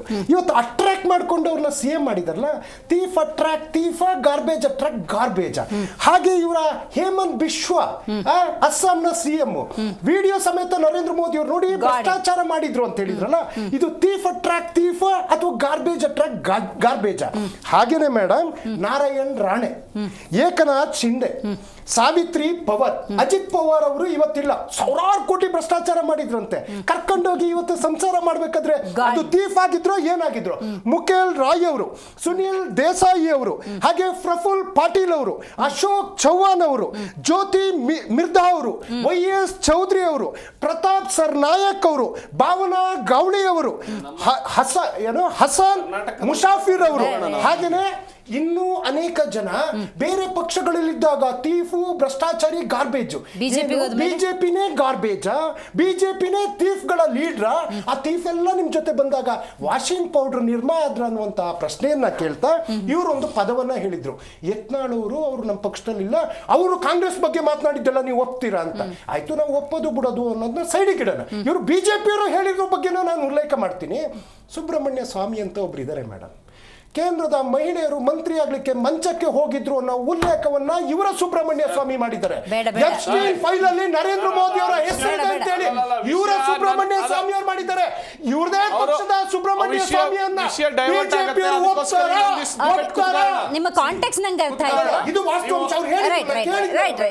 ಅವ್ರು ನೀವು ಇನ್ನೊಬ್ಬರ ಬಗ್ಗೆ ಆರೋಪ ಮಾಡ್ಬೇಕಾದ್ರೆ ನಾವು ಹೇಳುವಂತದ್ದು ಅದು ಸತ್ಯ ಇದೆಯಲ್ಲ, ಬಹಳ ಕೈಯಾಗಿರ್ತದೆ, ಸಣ್ಣ ಬ್ರೇಕ್ ಇದೆ, ಸಾಧ್ಯ ಇರೋದಿಲ್ಲ. ಹೆಂಗಾಗಿದೆ ಅಂತ ಹೇಳಿದ್ರೆ ಬಿಜೆಪಿಯವರು ಒಂದು ಲಿಸ್ಟ್ ಕೊಡ್ತಾರೆ, ಕಾಂಗ್ರೆಸ್ನವರು ಒಂದು ಲಿಸ್ಟ್ ಕೊಡ್ತಾರೆ. ಅರ್ಥ ಮಾಡ್ಕೋಬೇಕು, ನಾವು ನೀವು ನೋಡಿ ಎಂಥವ್ರನ್ನ ಆಯ್ಕೆ ಮಾಡ್ಕೊಂಡಿದ್ದೀವಿ. ಸೊ ಅಷ್ಟು ಲಿಸ್ಟಿಗೆ ಸಂಬಂಧಪಟ್ಟಂತೆ ದೇಶದ ಜನ ಹೋರಾಟ ಮಾಡಬೇಕಾಗಿದೆ, ಇಮಿಡಿಯೇಟಾಗಿ ರಾಜೀನಾಮೆ ಕೊಡಿ ಅಂತ. ಇದನ್ನು ದುರ್ದೈವ, ದೇಶದ ದುರ್ದೈವ, ರಾಜ್ಯದ ದುರ್ದೈವ ಅಂತ ಹೇಳ್ಬೋದು.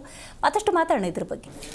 ಚಾರ್ಜ್ ಶೀಟಲ್ಲಿ ಹೆಸರೇ ಇಲ್ಲ ಅಂದಮೇಲೆ ಕ್ಲೀನ್ ಚಿಟ್ ಸಿಕ್ಕಂಗೆ ನಾಗೇಂದ್ರ ಅವರ ರಾಜೀನಾಮೆ ಯಾಕೆ ಬೇಕು ಅನ್ನುವಂಥ ಆಯಾಮದಲ್ಲಿ ಮಾತಾಡಿದ್ರು. ಇನ್ನು ನಾವು ರಾಜ್ಯದ ನಾಯಕರ ಬಗ್ಗೆ ಮಾತಾಡಬೇಕಾದ್ರೆ ಇಡೀ ದೇಶದ ನಾಯಕರ ನಿಜ ಬಣ್ಣವನ್ನು ಕಾಂಗ್ರೆಸ್ ವಕ್ತಾರರು ಬಯಲು ಮಾಡ್ತಾ ಇದ್ದಾರೆ. ಅಂದರೆ ರಾಜಕಾರಣಿಗಳದ್ದೆಲ್ಲದೂ ರಾಜೀನಾಮೆ ಪಡ್ಕೊಳ್ಳೋಕೆ ಈಗ ರಾಜ್ಯದ ಜನ, ದೇಶದ ಜನ ಹೋರಾಟ ಮಾಡಬೇಕು. ನೋಡಿ ಮೇಡಮ್, ಇವತ್ತು ವಕ್ತಾರಾಗಿ ಒಂದು ಗಂಭೀರವಾಗಿ ಕುತ್ಕೊಂಡು ಚರ್ಚೆ ಮಾಡಬೇಕಾದ ವಿಚಾರಗಳು ಸಾಕಷ್ಟು ರಾಜ್ಯದಲ್ಲಿ ಜ್ವಲಂತ ಸಮಸ್ಯೆಗಳು ಕಾಡ್ತಾ ಇದ್ದಾವೆ ನಿತ್ಯ. ಅದಕ್ಕೆ ಏನಾದರೂ ಪರಿಹಾರವಾದಂಥ ಮಾತುಗಳಾಡಿದರೆ ಇವತ್ತು ಕಾಂಗ್ರೆಸ್ ವಕ್ತಾರ ನಾವು ಶ್ಲಾಘನೆ ಹೇಳ್ತಾ ಇದ್ದೆ. ಇವತ್ತು CM ಬದಲಾವಣೆ ಆಗಿದೆಯಲ್ಲ, ನಮ್ಮ ರಾಜ್ಯದ ಮುಖ್ಯಮಂತ್ರಿ 3 ವರ್ಷ ಹೋರಾಟ ಮಾಡಿ ಒದ್ದು ಕಿತ್ಕೊಂಡಂಥ ಒಂದು CM ಕುರ್ಚಿ ಸ್ಥಾನ ಬಂದ ಮೇಲೆ 100 ದಿನಗಳು ಕಳೆದಿದೆ. ಪೆನ್ನು ಪೇಪರ್ ಕೊಡಿ ಅಂತ ಅಂಗಲಾಚಿ ಬೇಡಾಡಿದಂಥ ಒಂದು DK ಶಿವಕುಮಾರ್ ಅವರು ಇವತ್ತು ರಾಜ್ಯಕ್ಕೆ ಬೆಲೆ ಏರಿಕೆ ಕಡಿಮೆ ಮಾಡಿದ್ದಾರೆ ಅನ್ನೋದು ಪ್ರಶ್ನೆ. ಇವತ್ತು ರೈತರ ಬೆಲೆಗೆ ಏನಾದ್ರು ಬೆಂಬಲ ಸೃಷ್ಟಿಸಿದ್ದಾರೆ ಅನ್ನೋದು ಪ್ರಶ್ನೆ. ಖಾಲಿ ಉದ್ಯೋಗಗಳನ್ನ ಭರ್ತಿ ಮಾಡಿ ಇವತ್ತು ಎಲ್ಲರಿಗೂ ಉದ್ಯೋಗ ಸೃಷ್ಟಿ ಮಾಡ್ತಿರೋದು ಏನಾದರೂ ಪ್ರಶ್ನೆ. ಶಿಕ್ಷಣ ಇವತ್ತು ಪರಿಷ್ಕರಣೆ ಮಾಡಿ ಇವತ್ತು ನೀವು ಆಹಾರ ಫುಡ್ ಸೆಕ್ಟರಲ್ಲಿ ನೀವು ಪರಿಷ್ಕರಣೆ ಮಾಡಿ BPL ಕಾರ್ಡ್ ತೆಗೆದಾಕಿದ್ರಿ. ಇವತ್ತು ಉಳ್ಳವರು ಎಲ್ಲರೂ ದಾನಗಳೆಲ್ಲ ನೀವು ಕೈ ಬಿಡ್ರಿ ಅಂತ ಕೇಳ್ಕೊಂಡ್ರಿ, ಪರಿಷ್ಕರಣೆಗಳು ಮಾಡಿ ಎಲ್ಲರೂ ಫಿಲ್ಟರ್ ಮಾಡ್ತಾ ಬರ್ತಿದ್ರಿ. ಎಜುಕೇಶನ್ ಏನೋ ಫ್ರೀ ಕೊಡ್ತೀರಾ, ಇಲ್ಲ ಏನೇನೋ ಆರೋಗ್ಯನ ಉಚಿತ ಮಾಡ್ತೀರಾ. ಇವತ್ತು 56,000 ಕೋಟಿ ಗ್ಯಾರಂಟಿಲಿ ಇಟ್ಟಿದ್ದೀರಲ್ಲ, ನೀವು ಪರಿಷ್ಕರಣೆ ಮಾಡಿ ಎಲ್ಲರೂ ಫಿಲ್ಟರ್ ಮಾಡ್ತಿದ್ರಲ್ಲ. ಈ ಶಿಕ್ಷಣ ಉಚಿತ ಶಿಕ್ಷಣ ಮಾಡಿ, ನೀವು ಆರೋಗ್ಯ ಶಿಕ್ಷಣ ಮಾಡಿ. ಉಚಿತವಾಗಿ ಬಸ್ಸಲ್ಲಿ ಓಡಾಡ್ತಾರೆ, ಉಚಿತವಾಗಿ ನಿಮಗೆ ವಿದ್ಯುತ್ ಸಿಗುತ್ತೆ 200 ಯೂನಿಟ್ ಅಲ್ಲ, ಉಚಿತವಾಗಿ 2,000 ರೂಪಾಯಿ ನಿಮಗೆ ಸಿಗುತ್ತೆ. ಯುವ ನಿಧಿ, ಆಮೇಲೆ ಇನ್ನೊಂದು ಅನ್ನಭಾಗ್ಯ ಡ್ರಾಪ್ ಮಾಡ್ತಾರೆ. ಎಲ್ಲ ಉಚಿತ ಅಂದ್ರೆ ಇನ್ನೊಂದು ಉಚಿತ ಸೇರಿಸ್ಕೊಳ್ಳಿ. ನೀವು ಉಚಿತದ ಐಡಿಯಾ ಕೊಡ್ತಾ ಇದ್ದೀರಾ ಉಚಿತವಾಗಿ. ಇವತ್ತು ಅದನ್ನು ಕೊಡೋ ಅಂತ ಅರ್ಹತೆ ಯೋಗ್ಯತೆ ಸರ್ಕಾರಕ್ಕಿಲ್ಲ ಮೇಡಮ್. ಭ್ರಷ್ಟಾಚಾರದಲ್ಲಿರೋ ಸರ್ಕಾರ ಇವತ್ತು ರಾಜ್ಯದಲ್ಲಿ ಕ್ರೈಮ್ಗಳು ಜಾಸ್ತಿ ಆಗ್ತಿದಾವೆ, ಡ್ರಗ್ಸ್ ಮಾಫಿಯಾಗಳು ಜಾಸ್ತಿ ಆಗ್ತಿದಾವೆ. ಇವತ್ತು ಕೋಟಾನುಗಳು ಪ್ರಿಂಟ್ ಆಗ್ತಾ ಇದಾವೆ. ಇವತ್ತು ಗುಂಡಿ ಬಿದ್ದಿರೋ ಬೆಂಗಳೂರಿನ ಇವತ್ತುಗಳ ಒಂದು ಡೆವಲಪ್ಮೆಂಟ್ ಇಲ್ಲ. ಇವತ್ತು 2,000 ಕೋಟಿ CM ಮುಖ್ಯಮಂತ್ರಿ ಪ್ರಮಾಣ ವಚನ ಸ್ವೀಕಾರ ಮಾಡಬೇಕಾದ್ರೆ ಬೆಂಗಳೂರು ರಸ್ತೆಗಳಿಗೆ 2,000 ಕೋಟಿ ಅನುದಾನ ಮಾಡ್ಕೊತೀವಿ ಅಂತ ಹೇಳಿದಂತ ನಾಚಿಕೆಟ್ಟ CM. ನಿಜವಾಗ್ಲೂ ನಮ್ಗೊಂಥರ ಅಸಹ್ಯ ಆಗುತ್ತೆ. ಸದನದಲ್ಲಿ 34 ಸಚಿವರು ಇರೋಂಥ ಸದನದಲ್ಲಿ ವಿರೋಧ ಪಕ್ಷಗಳು ನೀವು ಕೇಳ್ತಾ ಇದ್ರಿ, ನಿಮ್ದೇನು ಹೋರಾಟ, ನೀವು NDA ಆಗಿದ್ದೀರಿ, ಮೈತ್ರಿಕೂಟ ಏನು ಹೋರಾಟ, ಯಾಕೆ ನೀವು ಹೋರಾಟ ಮಾಡ್ತಾ ಇಲ್ಲ, ಯಾಕೆ ನೀವು ಹತ್ತಿಕ್ತಾ ಇಲ್ಲ ಅಂತ ಹೇಳ್ತೀರಲ್ಲ. ನಮಗೆ ಹೋರಾಟ ಮಾಡೋಕ್ಕೆ ಫ್ರೀಡಮ್ ಪಾರ್ಕಲ್ಲಿ ಕೊಟ್ಟವ್ರು ಜಾಗನ, ಅಲ್ಲೇ ಹೋರಾಟ ಮಾಡಬೇಕು. ಒಂದು ಹೆಜ್ಜೆ ಮುಂದೆ ಬಂದರೆ ಅರೆಸ್ಟ್ ಮಾಡ್ತಾರೆ, ಕರ್ಕೊಂಡು ಹೋಗ್ತಾರೆ. ಅದೇ ರೀತಿ ದಿನನಿತ್ಯ ನಾವು ಪತ್ರಿಕೆಗಳು ಪ್ರೆಸ್ ಮೀಟ್ಗಳು ನಿರಂತರ ಮಾಡ್ತಾ ಇದ್ವಿ. ಇನ್ನೂ ಮುಂದೆ ಮುರಿದ ಭಾಗ ಅಂದರೆ ನಮಗೆ ಕೇಳೋಂಥ ಸ್ವಾತಂತ್ರ್ಯ ಇದೆ. ಸದನದಲ್ಲಿ ನಾವು 250 ಪ್ರಶ್ನೆಗಳು ಕೇಳ್ತೀವಿ. ಆಡಳಿತ ಪಕ್ಷಕ್ಕೆ. ಅದು ಆಡಳಿತ ಪಕ್ಷ 4 ಬಾರಿ ಅಬ್ಸೆಂಟ್ ಆಗುತ್ತೆ. ಅದನ್ನ ಕಂಡಂತ UT ಖಾದರ್ ಸ್ಪೀಕರ್ ಅವ್ರು ಹೇಳ್ತಾರೆ, ವಿರೋಧ ಪಕ್ಷದವರು ಪ್ರಶ್ನೆಗಳು ಕೇಳ್ತಿದ್ರೆ ನಮಗೆ ನಾಚಿಕೆ ಆಗ್ತಾ ಇದೆ, ಅವ್ರು ಸರಿಯಾದ ಉತ್ತರ ಕೊಡಿ ಅಂತ ಕೇಳಿದಾಗ 34 ಜನ ಶಾಸಕರು ಸಚಿವರು ಪಲಾಯನ ಮಾಡ್ತಾರೆ, ಆಬ್ಸೆಂಟ್ ಆಗ್ತಾರೆ. ಇಂಥ ನಾಚಿಕೆಟ್ ಸರ್ಕಾರದ ನಾವು ಏನು ನಿರೀಕ್ಷೆ ಮಾಡೋದು ಮೇಡಮ್? ಇವತ್ತು ಸರ್ಕಾರ ಬಂದಾಗಿಂದ 100 ದಿವಸ ಅಂತ ಕಡೆ DK ಶಿವಕುಮಾರ್ CM ಆದಾಗಿಂದ ಇವತ್ತವರೆಗೂ ಒಂದೇ ಒಂದು ಅಭಿವೃದ್ಧಿ ಆಗೋಂಥದ್ದು ಏನಾದರೂ ಇದೆಯಾ? ಇವತ್ತು ಮೀಡಿಯಾಗಳಲ್ಲಿ ಕೂತ್ಕೊಂಡು ಕಾನ್ಫರೆನ್ಸ್ ಮೀಟಿಂಗ್ ಮಾಡ್ತಾರೆ. ಇವತ್ತು ಬರಪೀಡಿತಕ್ಕೆ ಹೋಗಿದ್ರಲ್ಲ, ಏನಾಯ್ತು, ಹೇಗಾಯ್ತು, ರೈತರು ಸಮೀಕ್ಷೆ ಮಾಡಿದಿರಾ, ಎಷ್ಟು ಬರಪೀಡಿತ ನೀವು ವೀಕ್ಷಣೆ ಮಾಡಿದಿರಿ, ಎಷ್ಟು ರಿಪೋರ್ಟ್ ತಗೊಂಡಿದ್ದೀರಿ, ಎಷ್ಟು ಬರಪೀಡಿತದಲ್ಲಿ ನೀವು ಸಮೀಕ್ಷೆಗಳು ತಗೊಂಡಿದ್ದೀರಿ, ಹೇಳಿಮ್ಮ, ರಿಪೋರ್ಟ್ ಗೊತ್ತಲ್ಲ, ಹೇಳಿಮ್ಮ ಅಂತ ಕುತ್ಕೊಂಡು ಇವರು ಮೀಡಿಯಾ ಕಾಲಲ್ಲಿ ಕೇಳ್ತಾರಲ್ಲ, ನಾಚಿಕೆ ಎಟ್ಟಬೇಕು. ಏನು ಉಸ್ತುವಾರಿ ಕೊಟ್ಟಿರೋ ಸಚಿವರುಗಳು ಇವತ್ತು ಬರಪೀಡಿತಕ್ಕೆ ಹೋಗಿದ್ದಾರಾ? ಇವತ್ತು ಮುಖ್ಯಮಂತ್ರಿ ಶೋಕಿವಾಲ ಮುಖ್ಯಮಂತ್ರಿ 3 ತಲೆಮಾರುಗಳಷ್ಟು ದುಡ್ಡ ನಾನು ಮಾಡಿಟ್ಟಿದ್ದೀನಿ, ನನಗೆ ಹಣ ಬೇಕಾಗಿಲ್ಲ, ಹೆಸರು ಬೇಕು ಅಂತಾರೆ. ಹೆಸರು ಬೇಕಾದ್ರೆ ಫುಟ್ಬಾಲ್ ತೈರನ್ನ ಒಕ್ಕಲಿಸೋದಾ? ಇಲ್ಲ ಬಿಡಿದಿ ರೈತರ ಮೇಲೆ, ಸ್ಮಶಾನದ ಮೇಲೆ, ರೈತರುಗಳ ಎದೆಗಳ ಮೇಲೆ ನೀವು ಮರಣ ಶಾಸನ ಬರೆಯೋದಾ? ಇಲ್ಲ ನೀವು ಇವತ್ತು ಮಾಡ್ತಾ ಇದ್ದೀರಲ್ಲ, ಈಗ ಟೋಲ್ ಪಾಸದಲ್ಲಿ ಶಾಮೀಲಾಗಿದ್ದೀರಲ್ಲ, 30 ವರ್ಷ ಆಗಿದೆ ಟೋಲ್ ಸ್ವೀಕಾರ ಮಾಡಿ. ನಮ್ಮ ಹೈಕೋರ್ಟ್ ಹೇಳ್ತಾ ಇದೆ, ಆದೇಶ ಮಾಡ್ತಾ ಇದೆ, ಅದು ಒಂದು ಲ್ಯಾಂಡ್ ಮಾಫಿಯಾಗಿ ಕನ್ವರ್ಟ್ ಆಗಿದೆ. ಕೂಡಲೇ ಅದನ್ನ ಸರ್ಕಾರದ ಸ್ವಾಧೀನಕ್ಕೆ ತಗೊಳ್ರಿ. ಯಾಕೆ ತಗೊಳಕ್ಕಾಗ್ತಾ ಇಲ್ಲ? ಯಾಕೆ ಇವತ್ತವರೆಗೂ ಸುಮ್ಮನೆ ಕುಂತಿದ್ದೀರಿ ಅನ್ನೋ ಪ್ರಶ್ನೆ. ಇವತ್ತು ಭ್ರಷ್ಟಾಚಾರದ ಮುಳುಗಿರೋಂಥ ರಾಜ್ಯದ ಮುಖ್ಯಮಂತ್ರಿ ಇವತ್ತು ಕಾಂಟ್ರವರ್ಸಿಯಲ್ಲಿ ಸರ್ಕಾರ ನಡೆಯೋದು. ಇವತ್ತವರೆಗೂ ಒಂದೇ ಒಂದು ಪರಿಪೂರ್ಣವಾದ ಸ್ಕೀಮ್ಗಳನ್ನ ಇವತ್ತು ಮಾಡೋಕ್ಕಾಗಲಿಲ್ಲ. ಇವತ್ತು ಗುತ್ತಿಗೆದಾರ ತಗೊಳ್ರಿ, ಇವತ್ತು ಹೋರಾಟ. ನೀವು ಸಾರಿಗೆ ಬಗ್ಗೆ ಹೇಳ್ತೀರಿ, ಸಾರಿಗೆ ನೌಕರರು ಸಂಬಳ ಇಲ್ಲ, ಅಲ್ಲಿ ಹೋರಾಟ. ಆಶಾ ಕಾರ್ಯಕರ್ತರು ಅಲ್ಲಿ ಹೋರಾಟ. ಇವತ್ತು ಆಸ್ಪತ್ರೆಗಳಲ್ಲಿ ಇವತ್ತು ಖಾಸಗಿ ಆಸ್ಪತ್ರೆಗಳಿಗೆ ಡಾಕ್ಟರ್ಗಳು ಹೋಗ್ತಾ ಇದ್ದಾರೆ. ಇವತ್ತು ಸರ್ಕಾರಿ ಆಸ್ಪತ್ರೆ ಡಾಕ್ಟರ್ಗಳೇ ಇಲ್ಲ. ಇವತ್ತು ಒಂದು ಮಕ್ಕಳ ಸುರಕ್ಷತೆ ಇಲ್ಲ, ಮಹಿಳೆಯರ ಸುರಕ್ಷತೆ ಇಲ್ಲ, ಡ್ರಗ್ಸ್ ಬಗ್ಗೆ ನೀಲಜಲಗ ಹೋರಾಟ ಮಾಡ್ತಾ ಇದೆ. ಅದ್ರ ಬಗ್ಗೆ ಎಚ್ಚೆತ್ಕೊಬೇಕಾಯ್ತು CM. ಇವತ್ತು ಬರೀ ಮರಣ ಶಾಸನ ಬರೆಯೋಕ್ಕೋಸ್ಕರ ನಿಂತಿದ್ದಾರೆ. ಕೂಡಲೇ ಎಚ್ಚೆತ್ಕೊಬೇಕಾಗಿದೆ ರಾಜ್ಯ ಸರ್ಕಾರ. ಇರುವಂತ ಜ್ವಲಂತ ಸಮಸ್ಯೆಗಳಿಗೆ ಪರಿಹಾರ ಕಡೆ ಇವತ್ತು ರಾಜ್ಯ ಸರ್ಕಾರ ಹೋಗಬೇಕಾಯ್ತು. ಈ ಭ್ರಷ್ಟಾಚಾರ ಕರ್ಕೊಂಬ ಸಚಿವ ಮಾಡೋದ್ರಿಂದ ಅಭಿವೃದ್ಧಿ ಆಗಲ್ಲ ರಾಜ್ಯದಲ್ಲಿ. Right, got it. ಈಗ ನೋಡಿ, ಬಹಳಷ್ಟು ಸಮಸ್ಯೆಗಳನ್ನು ಉಲ್ಲೇಖ ಮಾಡಿದ್ರು. ಅಂದರೆ ಈಗ ನೀವು ಆಗಲೇ ಹೇಳಿದ್ರಿ, ಆಡಳಿತ ಪಕ್ಷಕ್ಕೂ ಒಂದು ಸಬ್ಜೆಕ್ಟ್ ಬೇಕು, ವಿಪಕ್ಷಕ್ಕೂ ಒಂದು ಸಬ್ಜೆಕ್ಟ್ ಬೇಕಾ, ಸಬ್ಜೆಕ್ಟ್ ಇಟ್ಕೊಂಡು ಕೂತಿದ್ದಾರೆ ಅಂತ. ಇನ್ನು 3 ತಿಂಗಳು ಇದೇ ಸಬ್ಜೆಕ್ಟ್ ನಾವು ಮಾತಾಡ್ತಾ ಕೂತ್ಕೊಂಡ್ಬಿಟ್ರೆ ಈ ಸಮಸ್ಯೆಗಳನ್ನು ಅಡ್ರೆಸ್ ಮಾಡೋದು ಯಾರು? ಈಗ ಅದೇನೋ ವೈದ್ಯ ಹೇಳಿದ್ದು ಹೋಗಿ ಬಯಸಿದ್ದು ಹಾಲು ಅನ್ನೋ ಥರ ಇಬ್ರಿಗೂ ಈಗ ಮ್ಯಾಚ್ ಆಗಿದೆ. ಯಾಕಂದರೆ ಇವತ್ತು ವಿಧಾನಸಭೆ ಕಲಾಪಗಳು ನಡೀಬಾರ್ದು, ಹೆಂಗೋ ಹಂಗೋ ತಳ್ಕೊಂಡು ಆಚೆ ಬಂದ್ಬಿಡ್ಬೇಕು. ಇದು ಕಾನ್ಸೆಪ್ಟ್ ಇವತ್ತು ನಡೀತಾ ಇರೋದು. ಒಳಗೂ ಹೊರಗೂ ಬಿಜೆಪಿಯ ಹೋರಾಟ ಅಂತ ಬಿಜೆಪಿ ಮುಖ್ಯಮಂತ್ರಿಗಳು ಏನು ನಾನು ಕಾರ್ಪೊರೇಟ್ ಲೆವೆಲ್ ಅಲ್ಲಿ ಇವತ್ತು ಅಡ್ಮಿನಿಸ್ಟ್ರೇಷನ್ ಮಾಡ್ತಾವ್ರೆ. Is not as A common man administration, it is A corporate administration. ಮನೆ ಮುಂದೆ ಕಾರ್ ನಿಲ್ಸಿದ್ರೆ 15,000, 25,000, ಟ್ರಾಲಿ ಸೈಡ್ 15,000, 25,000. ಈ ಗುಂಡಿ ಬಿದ್ದಿರೋ ರಸ್ತೆಗಳು ಇಷ್ಟೊಂದು ಬಿದ್ದಾವಲ್ಲ, ದಂಡ ಹಾಕೋದು. ಆಮೇಲೆ ಇವ್ರುಗಳು ಪ್ರತಿ ದಿವಸ ಇವರ ಕಾನ್ಸೆಪ್ಟ್ಗಳು ಯಾವ ರೀತಿ ಇದೆ ಅಂದ್ರೆ ಓನ್ಲಿ ಕಾರ್ಪೊರೇಟ್ ಮಾದರಿಗೆ ಹೊಟ್ಟೋಗ್ಬಿಟ್ಟಿದ್ದಾರೆ. ಇವ್ರಿಗೆ ಜನಸಾಮಾನ್ಯವರೊಬ್ಬ ರೈತರು ಮಗ ಅನ್ನೋ ಒಂದು ಕಾನ್ಸೆಪ್ಟ್ ಇಲ್ವಲ್ಲ ಇವ್ರಿಗೆ. ಒಬ್ಬ ಮುಖ್ಯಮಂತ್ರಿಯಾಗಿ ಇವರು ಇವತ್ತು ಕಾರ್ಪೊರೇಟ್ ದಂಡ ನಾಯಕ ಅಂತಲೇ ಇವ್ರಿಗೆ ಹೆಸರು ಕಟ್ಬೋದು. ಯಾಕಂದ್ರೆ ಇವತ್ತು ಜನರು ಹೈರಾಣಾಗಿದ್ದಾರೆ. ಇವತ್ತು ಮೊನ್ನೆ ಒಂದು ಆರ್ಟಿಕಲ್ ಬಂದಿದೆ, ಆರ್ಥಿಕ ಹೊರೆ ಸಮಾಜಕ್ಕೆ ಬರೆ ಅಂತ. ಇವತ್ತು ಲಕ್ಷಾಂತರ ಜನ ಉದ್ಯೋಗ ಕಳ್ಕೊಂಡಿದ್ದಾರೆ, ಅವ್ರ ಮಕ್ಕಳು ಅಡ್ಮಿಷನ್ ಮಾಡಿಲ್ವಂತೆ. ಪಾಪ ಗೌರ್ಮೆಂಟ್ ಸ್ಕೂಲ್ಗೆ ಹೋಗೋಕ್ಕೆ ಅಲ್ಲಿ ಗತಿ ಇಲ್ಲ, ಅಲ್ಲಿ ಏನು ವ್ಯವಸ್ಥೆನೇ ಇಲ್ಲ. ಇವತ್ತು ಪೇಪರ್ ಹೆಡ್ಲೈನ್ ಏನು ಗೊತ್ತಾ? ಅಳಿವಿನ ಅಂಚಿನಲ್ಲಿ ಶತಮಾನದ ಶಾಲೆಗಳು. ಏನಿವರು ಕಾಂಗ್ರೆಸ್ನವರು ಬಂದು 3 ವರ್ಷದಲ್ಲಿ ಯಾವ ಸ್ಕೂಲ್ಗಳು ಉದ್ಧಾರ ಮಾಡಿದ್ರು? ಇವತ್ತು ನಾವು ಪಂಜಾಬಲ್ಲಿ 19 ಟೋಲ್ಗಳನ್ನ ಕಿತ್ತು ಬಿಸಾಕಿದ್ದೀವಿ. ಇವ್ರ ಯೋಗ್ಯತೆಗೆ ಒಂದು ಟೋಲು ನೈಸ್ ರೋಡು, ಅದು ನೈಸ್ ರೋಡ್ ಅಲ್ಲ, ಗೋಲ್ಡ್ ರೋಡು. ಅವ್ರು ಬಿಜೆಪಿ ಹೇಳ್ತಿರಲ್ಲ ಗೋಲ್ಡ್ ರಸ್ತೆ ಮಾಡ್ತೀವಿ ಅಂತ, ಗೋಲ್ಡ್ ರೋಡು 1 ಕಿಲೋಮೀಟರ್ಗೆ 7 ರಿಂದ 8 ರೂಪಾಯಿ ಕಲೆಕ್ಟ್ ಮಾಡ್ತಾರೆ. ಅಷ್ಟು ರೂಪಾಯಿ ಡೀಸೆಲ್ ಖರ್ಚಾಗಲ್ಲ, ಪೆಟ್ರೋಲ್ ಖರ್ಚಾಗಲ್ಲ. ಆ ರೀತಿ ದಂಧೆ ಲೂಟಿ ಮಾಡ್ತಾವ್ರೆ. ಯೋಗ್ಯತೆ ಇದ್ರೆ 3 ಪಕ್ಷಗಳು ಕಿತ್ತು ಬಿಸಾಕ್ಲಿ, ತಾಕತ್ತಿದ್ರೆ. ನಾನು ಹೇಳೋದು ಹೌದಪ್ಪ, ನಿಮ್ಮ ಗುಣಕ್ಕೆ ಬಂದಿದ್ದಕ್ಕೆ ಇವತ್ತು ನೀವು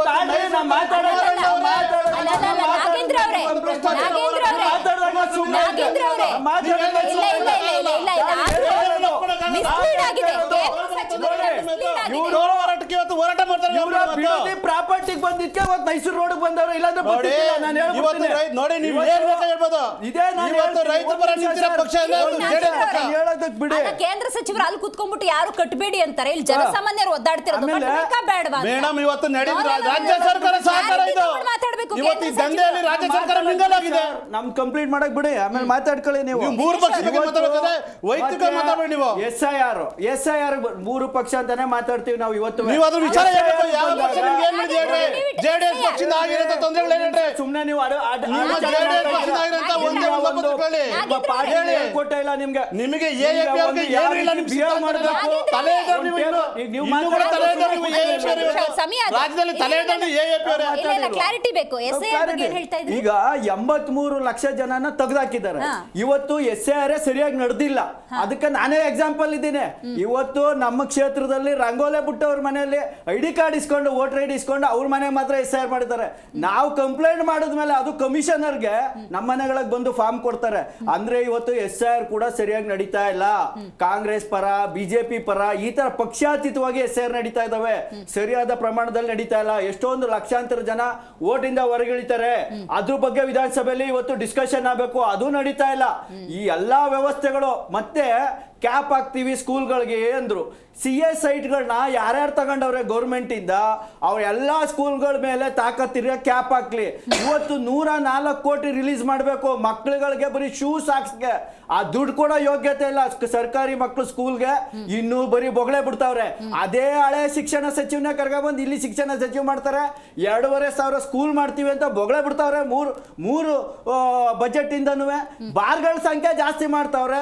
ಸ್ಕೂಲ್ಗಳು ಮಾತ್ರ ಅದೇ ಹಳೆ ಬಿದ್ದು ಸಾಯ್ತಾ ಇದಾವೆ. ವ್ಯವಸ್ಥೆಯನ್ನ ಸುಧಾರಣೆ ಮಾಡಕ್ ರೆಡಿ ಇಲ್ಲ. KPSC ನ ಕ್ಲೀನ್ ಮಾಡಕ್ಕಿಲ್ಲ. KPSC ನ ಕ್ಲೋಸ್ ಮಾಡ್ತೀವಿ ಅಂತಾರೆ. KPSC ಕ್ಲೋಸ್ ಮಾಡ್ಬಿಟ್ಟು ಏನು KPCC ಇಂದ ಕೆಲಸ ಕೊಡ್ತೀರಾ? ನಾನು ಹೇಳೋದು KPSC ನ UPSC ಮಾದರಿ ಮಾಡಿ. ಅದು ಇಂಪಾರ್ಟೆಂಟು. KPSC ಕ್ಲೋಸ್ ಮಾಡ್ತೀವಿ ಅಂತ ವಿಧಾನಸಭೆಯಲ್ಲಿ ಹೇಳಿಕೆ ಕೊಡ್ತಾರೆ. ಯಾರು? ಪ್ರಿಯಾಂಕಾ ಖರ್ಗೆ ಅವರು. ಇವ್ರಿಗೇನು ಇಂಥ ಜನ ನಾಯಕರುಗಳನ್ನ ನಾವು ತಗೊಂಡೋಗಿ ಅಲ್ಲಿ ಕೂರ್ಸಿದೀವಲ್ಲ, ಫಸ್ಟ್ ಇವ್ರಿಗೆ ಕಾಮನ್ ಸೆನ್ಸ್ ತಗೊಳ್ಳಿ, ಜನರ ಸಮಸ್ಯೆಗಳನ್ನ ಅರಿಯಲಿ. ದಿವಸ 50 ಲಕ್ಷ ಖರ್ಚು ಮಾಡ್ತಾವ್ರೆ, ಅದಕ್ಕೆ ಬೆಲೆ ಕೊಡಿ. ಇಲ್ಲ ನೀವು ವಿಧಾನಸಭೆನೇ ನಡೆಸಬೇಡಿ. ಆ 50 ಲಕ್ಷನಾರು ಉಳಿಸಿ ಯಾವ್ದಾದ್ರು ಬಡ ಬಗ್ಗರು ಸ್ಕೂಲ್ಗಳನ್ನಾರು ಇಂಪ್ಲಿಮೆಂಟ್ ಮಾಡಿ ಅಂತ ನಾನು ಕೇಳ್ಕೊತೀನಿ. ವಾಲ್ಮೀಕಿ ಹಗರಣ ಮಾತ್ರ ಇಟ್ಕೊತೀರಾ? ರಾಜ್ಯದ ಈ ಜ್ವಲಂತ ಸಮಸ್ಯೆಗಳು ನಾಗೇಂದ್ರ ಅವರು ಉಲ್ಲೇಖ ಮಾಡಿದ್ರು, ದಿನೇಶ್ ಅವರು ಉಲ್ಲೇಖ ಮಾಡಿದ್ರು, ಅವುಗಳನ್ನ ಅಧಿವೇಶನದಲ್ಲಿ ಚರ್ಚೆ ಮಾಡ್ತೀರಾ ಅಂತ?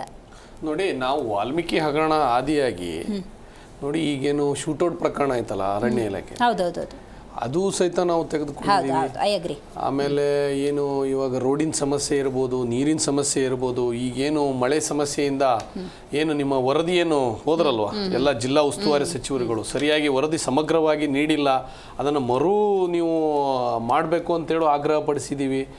ಏನು ಇಲ್ಲಿ ಸಿಟಿಯಲ್ಲಿ ರೋಡಿನ ಸಮಸ್ಯೆ ಆಗಿರ್ಬೋದು, ಹಳ್ಳಿಗಳಲ್ಲಿ ಏನು ಇವಾಗೇನು ಪಂಪ್ಸೆಟ್ಗಳಿಗೆ ಸರಿಯಾದ ವಿದ್ಯುತ್ಗಳನ್ನು ಒದಗಿಸ್ತಾ ಇಲ್ಲ, ಆಮೇಲೆ ರೈತರಿಗೆ ಸರಿಯಾದ ಸಬ್ಸಿಡಿಗಳು ಸಿಗ್ತಾ ಇಲ್ಲ, ಸರಿಯಾದ ಒಂದು ಬೆಂಬಲ ಬೆಲೆ ಸಿಗ್ತಾ ಇಲ್ಲ, ಆಮೇಲೆ ಏನು ಈಗ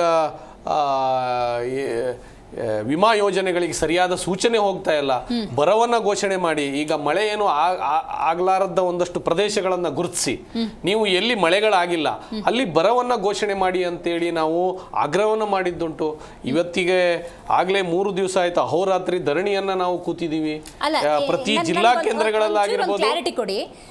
ಕಲಾಪಕ್ಕೆ ಅಡ್ಡಿಪಡಿಸ್ತಿದ್ದೀರಾ ಅಂದ್ರೆ ಕಲಾಪ ಆಗ್ದಿರಂಗ್ ನೀವೇನಾದ್ರು ತಡೀತಿದ್ದೀರಾ, ಇಲ್ಲ ನಾಗೇಂದ್ರ ಅವರು ರಾಜೀನಾಮೆ ತಗೊಳ್ಳೋದು ನಿಮ್ಮ ಅಜೆಂಡಾನ? ಕಲಾಪ ಆಗ್ಲೇಬೇಕು, ಕಲಾಪಕ್ಕೆ ಅಡ್ಡಿಪಡಿಸುವ ಕೆಲಸ ಆಗ್ತಾ ಇಲ್ಲ. ನೀವು ಕಲಾಪವನ್ನ ನಡೆಸಬೇಕಾದ್ರೆ ಈ ಭ್ರಷ್ಟಕೂಟಗಳನ್ನ ಹೊರಗೆ ಇಟ್ಟು ಕಲಾಪ ನಡೆಸುವಂತ ಕೆಲಸ ಆಗ್ಲಿ. ಏನು ಉತ್ತರ ಕೊಟ್ರು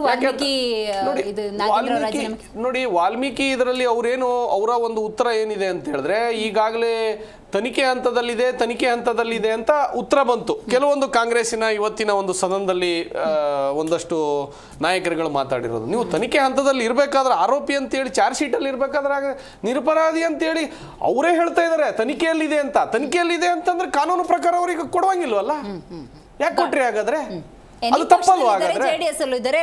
ನೋಡಿ, ಈಗ ಆಡಳಿತಾರೂಢ ನೋಡಿ ನಮ್ಮ ಪಕ್ಷದಲ್ಲಿ ಇರ್ತಕ್ಕಂಥ ನೋಡಿ, ಹಿಂದೆ ಇವರು ಎಲ್ಲಿ ದೆಹಲಿಯಲ್ಲಿ ಹೋರಾಟ ಆದಂತ ಸಂದರ್ಭದಲ್ಲಿ ಇವರೇನೋ ಒಂದು ನೀಟಿನ ಸಮಸ್ಯೆ ಆದಾಗ ನಮ್ಮ ರಾಜಧಾನಿ ತಗೊಂಡ್ರಲ್ವಾ? ಏನೋ ಒಂದು ಸಣ್ಣದಾಗಿ ಅಚಾತುರ್ಯ ನಡೆದಿದೆ ಹೇಳೋ ಒಂದೇ ಒಂದು ಕಾರಣಕ್ಕಾಗಿ ನೋಡಿ ಬಿಜೆಪಿ ಮತ್ತು ಜೆಡಿಎಸ್ ಅಲ್ಲಿ ಒಗ್ಗಟ್ಟಿದ್ಯಾ? ನಿಮ್ಮೊಳಗೆ ಬಿಜೆಪಿ ಒಳಗೆ ಧರ್ಮೇಂದ್ರ ಪ್ರಧಾನ್ ಅವರು ರಾಜೀನಾಮೆನೆ ತಗೊಂಡಿದ್ದಾರೆ ಅನ್ನೋದಾದ್ರೆ ಆ ಬದ್ಧತೆ ನಿಮಗೂ ಇರಬೇಕು. ಆ ಒಗ್ಗಟ್ಟಿದ್ಯಾ ನಿಮ್ಮಲ್ಲಿ? ನೋಡಿ, ನಮ್ಮ ಮಿತ್ರ ಪಕ್ಷಗಳಾದ ಇವರು ನಾವು ಒಗ್ಗಟ್ಟಾಗಿ ಪ್ರತಿಯೊಂದಿಗೆ ನೋಡಿ ಪಾದಯಾತ್ರೆಯಲ್ಲೂ ಸಹಿತ ನಾವು ಇದೀವಿ. ಅಶೋಕ್ ಅವರು ಆ ಪಾದಯಾತ್ರೆಯಲ್ಲಿ ಪಾಲ್ಗೊಂಡಿದ್ರು. ನಾವು ಬೇರೆ ಬೇರೆ ಹೋರಾಟದಲ್ಲಿ ಸಹಿತ ನಮ್ಮ ಮಿತ್ರ ಪಕ್ಷಗಳ ಜೊತೆಯಲ್ಲಿ ಹೋರಾಟ ಮಾಡಿದ್ದುಂಟು. ಕೆಲವೊಂದು ನಾವು ಅವ್ರ ರಾಜೀನಾಮೆ ಈ ಸತಿನೂ ಕೊಡ್ಲಿಲ್ಲ ಅಂದ್ರೆ ಪರಿಣಾಮಕಾರಿ ಹೋರಾಟ ಬಿಜೆಪಿ ಜೆಡಿಎಸ್ ಮಾಡಿಲ್ಲ. ಮುಂದಿನ ದಿನಗಳಲ್ಲಿ ರಾಜೀನಾಮೆ ತಗೊಂಡಿದ್ದಾರೆ ನೋಡಿ ಪ್ರತಿಪಕ್ಷದಲ್ಲಿ. ನೋಡಿ, ಅದನ್ನೇ ಪರಿಣಾಮಕಾರಿ ಹೋರಾಟ ನಾವು ಕಲಾಪಕ್ಕೆ ಯಾವುದೇ ಅಡ್ಡಿಪಡಿಸುವಂತ ಕೆಲಸ ಆಗ್ತಾ ಇಲ್ಲ. ಅದನ್ನ ಬೇರೆ ರೀತಿಯಾಗಿ ತಿರುಚುವಂತ ಕೆಲಸ ಕಾಂಗ್ರೆಸ್ ನಾಯಕರುಗಳೇ ಮಾಡ್ತಾ ಇದ್ದಾರೆ ವಿನಃ ನಾವು ಕಲಾಪಕ್ಕೆ ಯಾವುದೇ ರೀತಿ ಅಡ್ಡಿಪಡಿಸುವಂತ ಕೆಲಸ ಆಗ್ತಾ ಇಲ್ಲ. ಯಾಕಂದ್ರೆ ಕಲಾಪದಲ್ಲಿ ಸರಿಯಾಗಿ ನಾವು ಚರ್ಚೆ ಮಾಡಿದಂತ ಸಂದರ್ಭದಲ್ಲಿ ಜನರಿಗೆ ಅನುಕೂಲ ಆಗೋ ಇದಾಗುತ್ತೆ, ಮತ್ತೆ ಅಲ್ಲಿ ಒಂದು ಒಳ್ಳೆ ಚರ್ಚೆ ಆದಂತ ಸಂದರ್ಭದಲ್ಲಿ ಜನರಿಗೆ ಅನುಕೂಲ ಆಗುತ್ತೆ ಹೇಳೋ ಕಾರಣದಿಂದ ಕಲಾಪ ಕರೆದಿರ್ತಕ್ಕಂಥದ್ದು. ಹಾಗಾಗಿ ಕಲಾಪಕ್ಕೆ ಅಡ್ಡಿಪಡಿಸುವ ಕೆಲಸ ನಮ್ಮಿಂದ ಆಗ್ತಾ ಇಲ್ಲ. ಕಲಾಪಕ್ಕೆ ಅಡ್ಡಿಪಡಿಸುವ ಒಂದು ಹುನ್ನಾರ ನಡೀತಾ ಇದೆ ಅಂತ ಹೇಳಿ ಅದನ್ನ ಪ್ರಸ್ತಾಪ ಮಾಡಿರ್ತಕ್ಕಂಥದ್ದು ಕಾಂಗ್ರೆಸ್ನವರು ವಿನಃ ನಾವಲ್ಲ. ನೀವು ಅದನ್ನ ರಾಜೀನಾಮೆ ಕೊಡಿಸಿ ಕಲಾಪ ನಡೆಸಿ, ಯಾಕಾಗ್ತಾ ಇಲ್ಲ ನಿಮ್ಮ ಹತ್ರ? ಇದೇ ಜಮೀರು ಒಂದು ಸರಿಯಾಗಿ ಕನ್ನಡದಲ್ಲಿ ಪ್ರಮಾಣ ವಚನ ತೆಗೆದುಕೊಳ್ಳಾದ ಜಮೀರು ಸರಿಯಾಗಿ ಕನ್ನಡದಲ್ಲಿ ಇರ್ತಕ್ಕಂಥ ಓದ್ಲಾರದ ಸಂತೋಷ್ ಲಾಡನ್ನ ಕನ್ನಡ ನಾಡಿನಲ್ಲಿ ಕನ್ನಡಕ್ಕೆ ಅಗೌರವ ತರುವತಕ್ಕಂತಹ ಜಮೀರ್ ಮತ್ತೆ ಏನು ಸಂತೋಷ್ ಲಾಡನ್ನ ಇಟ್ಕೊಂಡು ಇವರು ಸರ್ಕಾರ ನಡೆಸ್ತಾ ಇದ್ದಾರಲ್ಲ, ಇದು ಕನ್ನಡಿಗನೇ ಮಾಡಿಗೂ ಒಂದು ಅಗೌರವ ಅಂತ ಹೇಳ್ತೀನಿ ನಾನು. ರೈಟ್ ದರ್ಶನ್ ಅವರೇ, ಜಮೀರ್ ಅಹಮದ್ ಖಾನ್ ಅವರು ಈ ನಾಗೇಂದ್ರ ಅವ್ರನ್ನ ಇಟ್ಟುಕೊಂಡು ಸಚಿವ ಸಂಪುಟದಿಂದ ಅಥವಾ ಈ ಸರ್ಕಾರದಿಂದ ನಾವೇನು ನಿರೀಕ್ಷೆ ಮಾಡೋಕ್ಕಾಗತ್ತೆ ಅಂತೇಳಿ ಅಸಹಾಯಕತೆ ಅವರು ಒಂದು ಇವತ್ತು ಬಹಳಷ್ಟು ಹೋರಾಟ ಮಾಡ್ಬಿಟ್ಟಿದ್ದಾರೆ. ಈಸ್ ಮೈ ಫ್ರೆಂಡ್ ಅವ್ರು ವಿರೋಧ ಪಕ್ಷದಲ್ಲಿ ಇದ್ದಾರೆ, ಸೊ ಅವ್ರು ವಿರೋಧ ಮಾಡ್ತಾರೆ. ಫ್ರೆಂಡ್ಶಿಪ್ ಡೇಂಜರಸ್ ಅಂತ ಹೇಳ್ತಾರೆ. ವಿರೋಧ ಪಕ್ಷ ಅಂತ ಹೇಳ್ತಾ ಇಲ್ಲ, ರಾಜಕೀಯ ಹೊರತಾಗಿ ಹೇಳಿದ್ರು ವಿಜೇಂದ್ರ ಅವರು ವಿರೋಧ ಪಕ್ಷ ನೋಡಿ. ಇವತ್ತಿನ ಇದ್ದಂತ ನಾನು ಮನುಷ್ಯ ಜೀವಿ ಅಂತ ಮನುಷ್ಯತ್ವದಲ್ಲಿ ಮಾನವೀಯತೆ ಗುಣಗಳಿಗೆ ಬಹಳಷ್ಟು ಗೌರವ ಕೊಡ್ತೀನಿ. ಆದ್ರೆ ಅಂತರಂಗದಲ್ಲಿ ಬಹಿರಂಗವಾಗಿ ಬಿಜೆಪಿಯನ್ನ ಅಷ್ಟೇ ಕಠೋರವಾಗಿ ವಿರೋಧಿಸ್ತೀನಿ. ಅದು ಒಂದು ಮಾತಾಡಕ್ಕೆ ಇನ್ನೂ ನಮಗೆ ಸಾಕ್ಷಿ ಸಿಕ್ಕಿಲ್ಲ ದರ್ಶನ್ ಅವರೇ. ಆದ್ರೆ ವಿಜೇಂದ್ರ ಅವರು ಇವತ್ತು ಮೈಕ್ ಚೆಕ್ ಮಾಡ್ಕೊಂಡು ಮಾತಾಡ್ತಾರೆ ಅಂದ್ರೆ ವಿ ಅಂಡರ್ಸ್ಟುಡ್. ನಮ್ಗೆ ಅದನ್ನು ವಿಶೇಷವಾಗಿ ಉಲ್ಲೇಖ ಮಾಡಬೇಕಾಗಿಲ್ಲ. ನಾನು ಕೆಲವೊಂದು ನಾವಾಗ ಉಲ್ಲೇಖ ಮಾಡಿದ್ದೀನಿ ಮೇಡಮ್. ಒಂದು ಕಡೆ ಈಗ ಆರೋಪಗಳು, ಒಂದು ಕಡೆ ಆಗಿರ್ತಕ್ಕಂಥ ಘಟನಾವಳಿಗಳನ್ನು ನಾವು ನೆನಿಬೇಕಾಗ್ತದೆ. ನಾನು ಅವಾಗಂದೆ ರಾಮನ್ ವಿಚಾರಕ್ಕೆ ಮೋದಿಯವರು ರಾಜೀನಾಮೆ ಕೊಡ್ತಾರ, ಎಲೆಕ್ಟ್ರೋ ಬಾಂಡ್ಗೆ ನಿರ್ಮಲಾ ಸೀತಾರಾಮನ್ ರಾಜೀನಾಮೆ ಕೊಡ್ತಾರ. ದೇಶದಲ್ಲಿ ನಡೀತಾ ಇರ್ತಕ್ಕಂಥ ಆಂತರಿಕ ದಾಳಿಗಳು, ಅದು ಮಣಿಪುರ ಆಗಿರ್ಬೋದು, ರೈತರ ಒಂದು ಕಗ್ಗೊಲೆ ಆಗಿರ್ಬೋದು, ವಿದ್ಯಾರ್ಥಿಗಳ ಮೇಲೆ ನಡೆದಂತ ಲಾಠಿ ಚಾರ್ಜ್ ಆಗಿರ್ಬೋದು, ಫೈರಿಂಗ್ ಆಗಿರ್ಬೋದು, ಅಮಿತ್ ಶಾ ರಾಜೀನಾಮೆ ಕೊಡ್ತಾರ. ದೇಶದಾದ್ಯಂತ ಸುಮಾರು ಇವರು ಅಧಿಕಾರಕ್ಕೆ ಬಂದ ಮೇಲೆ ಸುಮಾರು 24 ಭಯೋತ್ಪಾದಕ ದಾಳಿಗಳು, ಅದು ದೆಹಲಿ ಬ್ಲಾಸ್ಟ್ ಆಗಿರ್ಬೋದು, ಪುಲ್ವಾಮಾ ಆಗಿರ್ಬೋದು, ಪೇಲ್ಗಾಮ್ ಆಗಿರ್ಬೋದು, ಅಮರನಾಥ್ ಯಾತ್ರೆ ಆಗಿರ್ಬೋದು, ಅಕ್ಷರಧಾಮ ಆಗಿರ್ಬೋದು, ಅಮಿತ್ ಶಾ ಗಡಿಪಾರ್, ಅಮಿತ್ ಶಾ ಜೈಲಿಗೆ ಹೋದಂತ ಅಮಿತ್ ಶಾ ಗೃಹ ಸಚಿವ ರಾಜೀನಾಮೆ ಕೊಡ್ತಾರ. ಪೆಟ್ರೋಲಿಯಂ ಸಚಿವ ರಾಜೀನಾಮೆ ಕೊಡ್ತಾರ. ಪ್ರಹ್ಲಾದ್ ಜೋಶಿಯ ಸಹೋದರ ಅತ್ಯಾಚಾರದ ಪ್ರಕರಣದಲ್ಲಿರ್ತಕ್ಕಂಥ ಪ್ರಹ್ಲಾದ್ ಜೋಶಿ ರಾಜೀನಾಮೆ ಕೊಡ್ತಾರ. ಭ್ರಷ್ಟಾಚಾರ ಮಾಡಿರ್ತಕ್ಕಂಥ ಕುಮಾರಸ್ವಾಮಿ ರಾಜೀನಾಮೆ ಕೊಡ್ತಾರ. ಸರ್ ಬೇಲಲ್ಲೇ ಇದ್ದಾರೆ ನಿಮ್ಮ ಕಾಂಗ್ರೆಸ್ ನಾಯಕರುಗಳು ಎಲ್ಲ. ನಾವು ರಾಜ್ಯ ಕಾಂಗ್ರೆಸ್ ಪ್ರಶ್ನೆ ಮಾಡಿದ್ರೆ ಕೇಂದ್ರ ಬಿಜೆಪಿ ನಾಯಕರು ರಾಜೀನಾಮೆ ಕೊಡೋದ್ರೆ ನಾವು ಕೊಡ್ತೀವಿ ಅನ್ನೋದು ಉತ್ತರ. ತಪ್ಪೇ ಮಾಡಿಲ್ಲ. ಓಕೆ, ಅಂದ್ರೆ ನಾನು ಹಿಂಗಂದ್ರೆ ಮತ್ ಹಿಂಗೆ ಬರುತ್ತದು.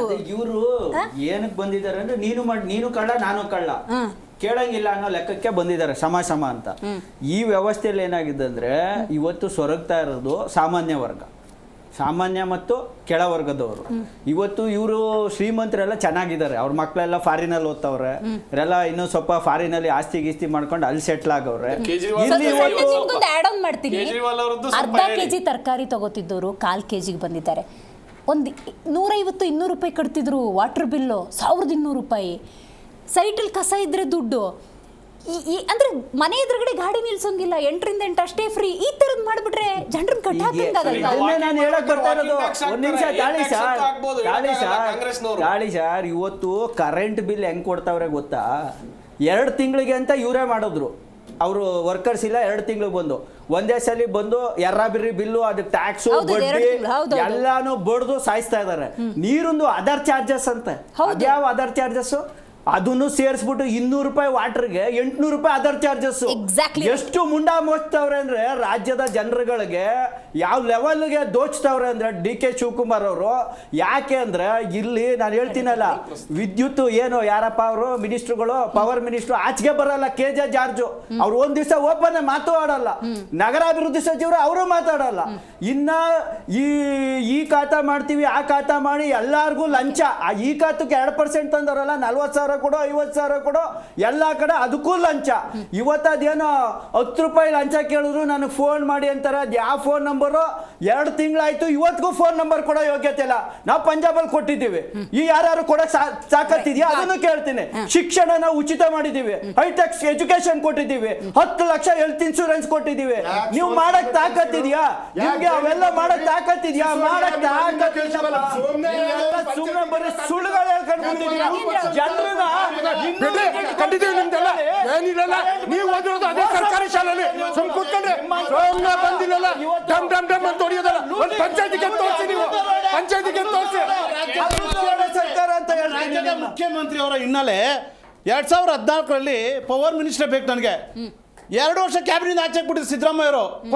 ಕೊಟ್ಟ ಕೂಡಲೇ 2 ವರ್ಷ ಮೇಲೆ ಪವರ್ ಕ್ಯಾಬಿನೆಟ್ 2,000 ಮೆಗಾವಾಟ್ಗೆ 2,000 ಮೆಗಾವಾಟ್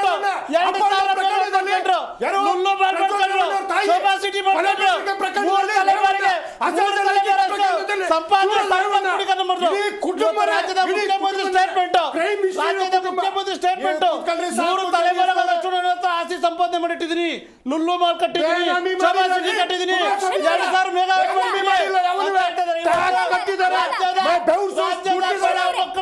ಜೆಡಿಎಸ್ ನ ಕೆಲ ನಾಯಕರ ವೈಯಕ್ತಿಕ ಕಾರಣಗಳ ಅಥವಾ ವೈಯಕ್ತಿಕ ಅಪರಾಧಕ್ಕೆ ಅವ್ರು ಅನುಭವಿಸ್ತಿದ್ದಾರೆ. ಒಂದ್ ನಿಮಿಷ ಮೇಡಮ್, ಇದು ನಾಗೇಂದ್ರ ಅವರು ಅಂದ್ರೆ ಸಾರ್ವಜನಿಕ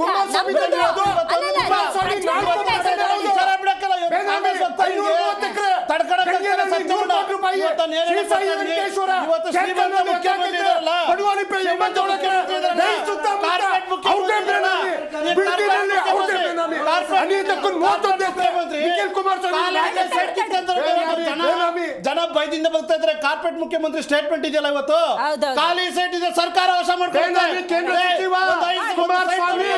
10 ವರ್ಷ ಬೇಕು ಒಂದು ಸೈಟ್ ಕಟ್ಟಬೇಕಾದ್ರೆ 10 ವರ್ಷ ಬೇಕು. ಕಾರ್ಪೊರೇಟ್ ಮುಖ್ಯಮಂತ್ರಿ ಎಷ್ಟು ಸುಲಭವಾಗಿ ಹೇಳ್ತಾ ಇದ್ದಾರೆ ಅಂದ್ರೆ ವಶ ಮಾಡ್ತೀವಿ. ಕೆಲವೊಂದು ನೋಡಿ, ಈಗೇನು ಪಾರ್ಕಿಂಗ್ ಟ್ಯಾಕ್ಸ್ ಅನ್ನು ಹಾಕ್ತಿದ್ದಾರೆ, ಪಾರ್ಕಿಂಗ್ ನಿಲ್ಸಂತ, ಆಮೇಲೆ ಗಾರ್ಬೇಜ್ ಟ್ಯಾಕ್ಸ್, ಬ್ರೀತಿಂಗ್ ಅನ್ನೋದಕ್ಕೆ ಬ್ರೀತಿಂಗ್ ಟ್ಯಾಕ್ಸ್ ಹಾಕ್ತಾರೆ. ನಮ್ಮ ಟ್ಯಾಕ್ಸ್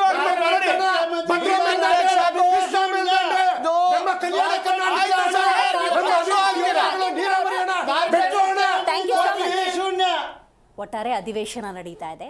ಪ್ರತಿಪಕ್ಷ ಬಿಜೆಪಿ ಮತ್ತು ಜೆಡಿಎಸ್ ನಾಗೇಂದ್ರ ಅವರ ರಾಜೀನಾಮೆಗೆ ಆಗ್ರಹಿಸಿದೆ.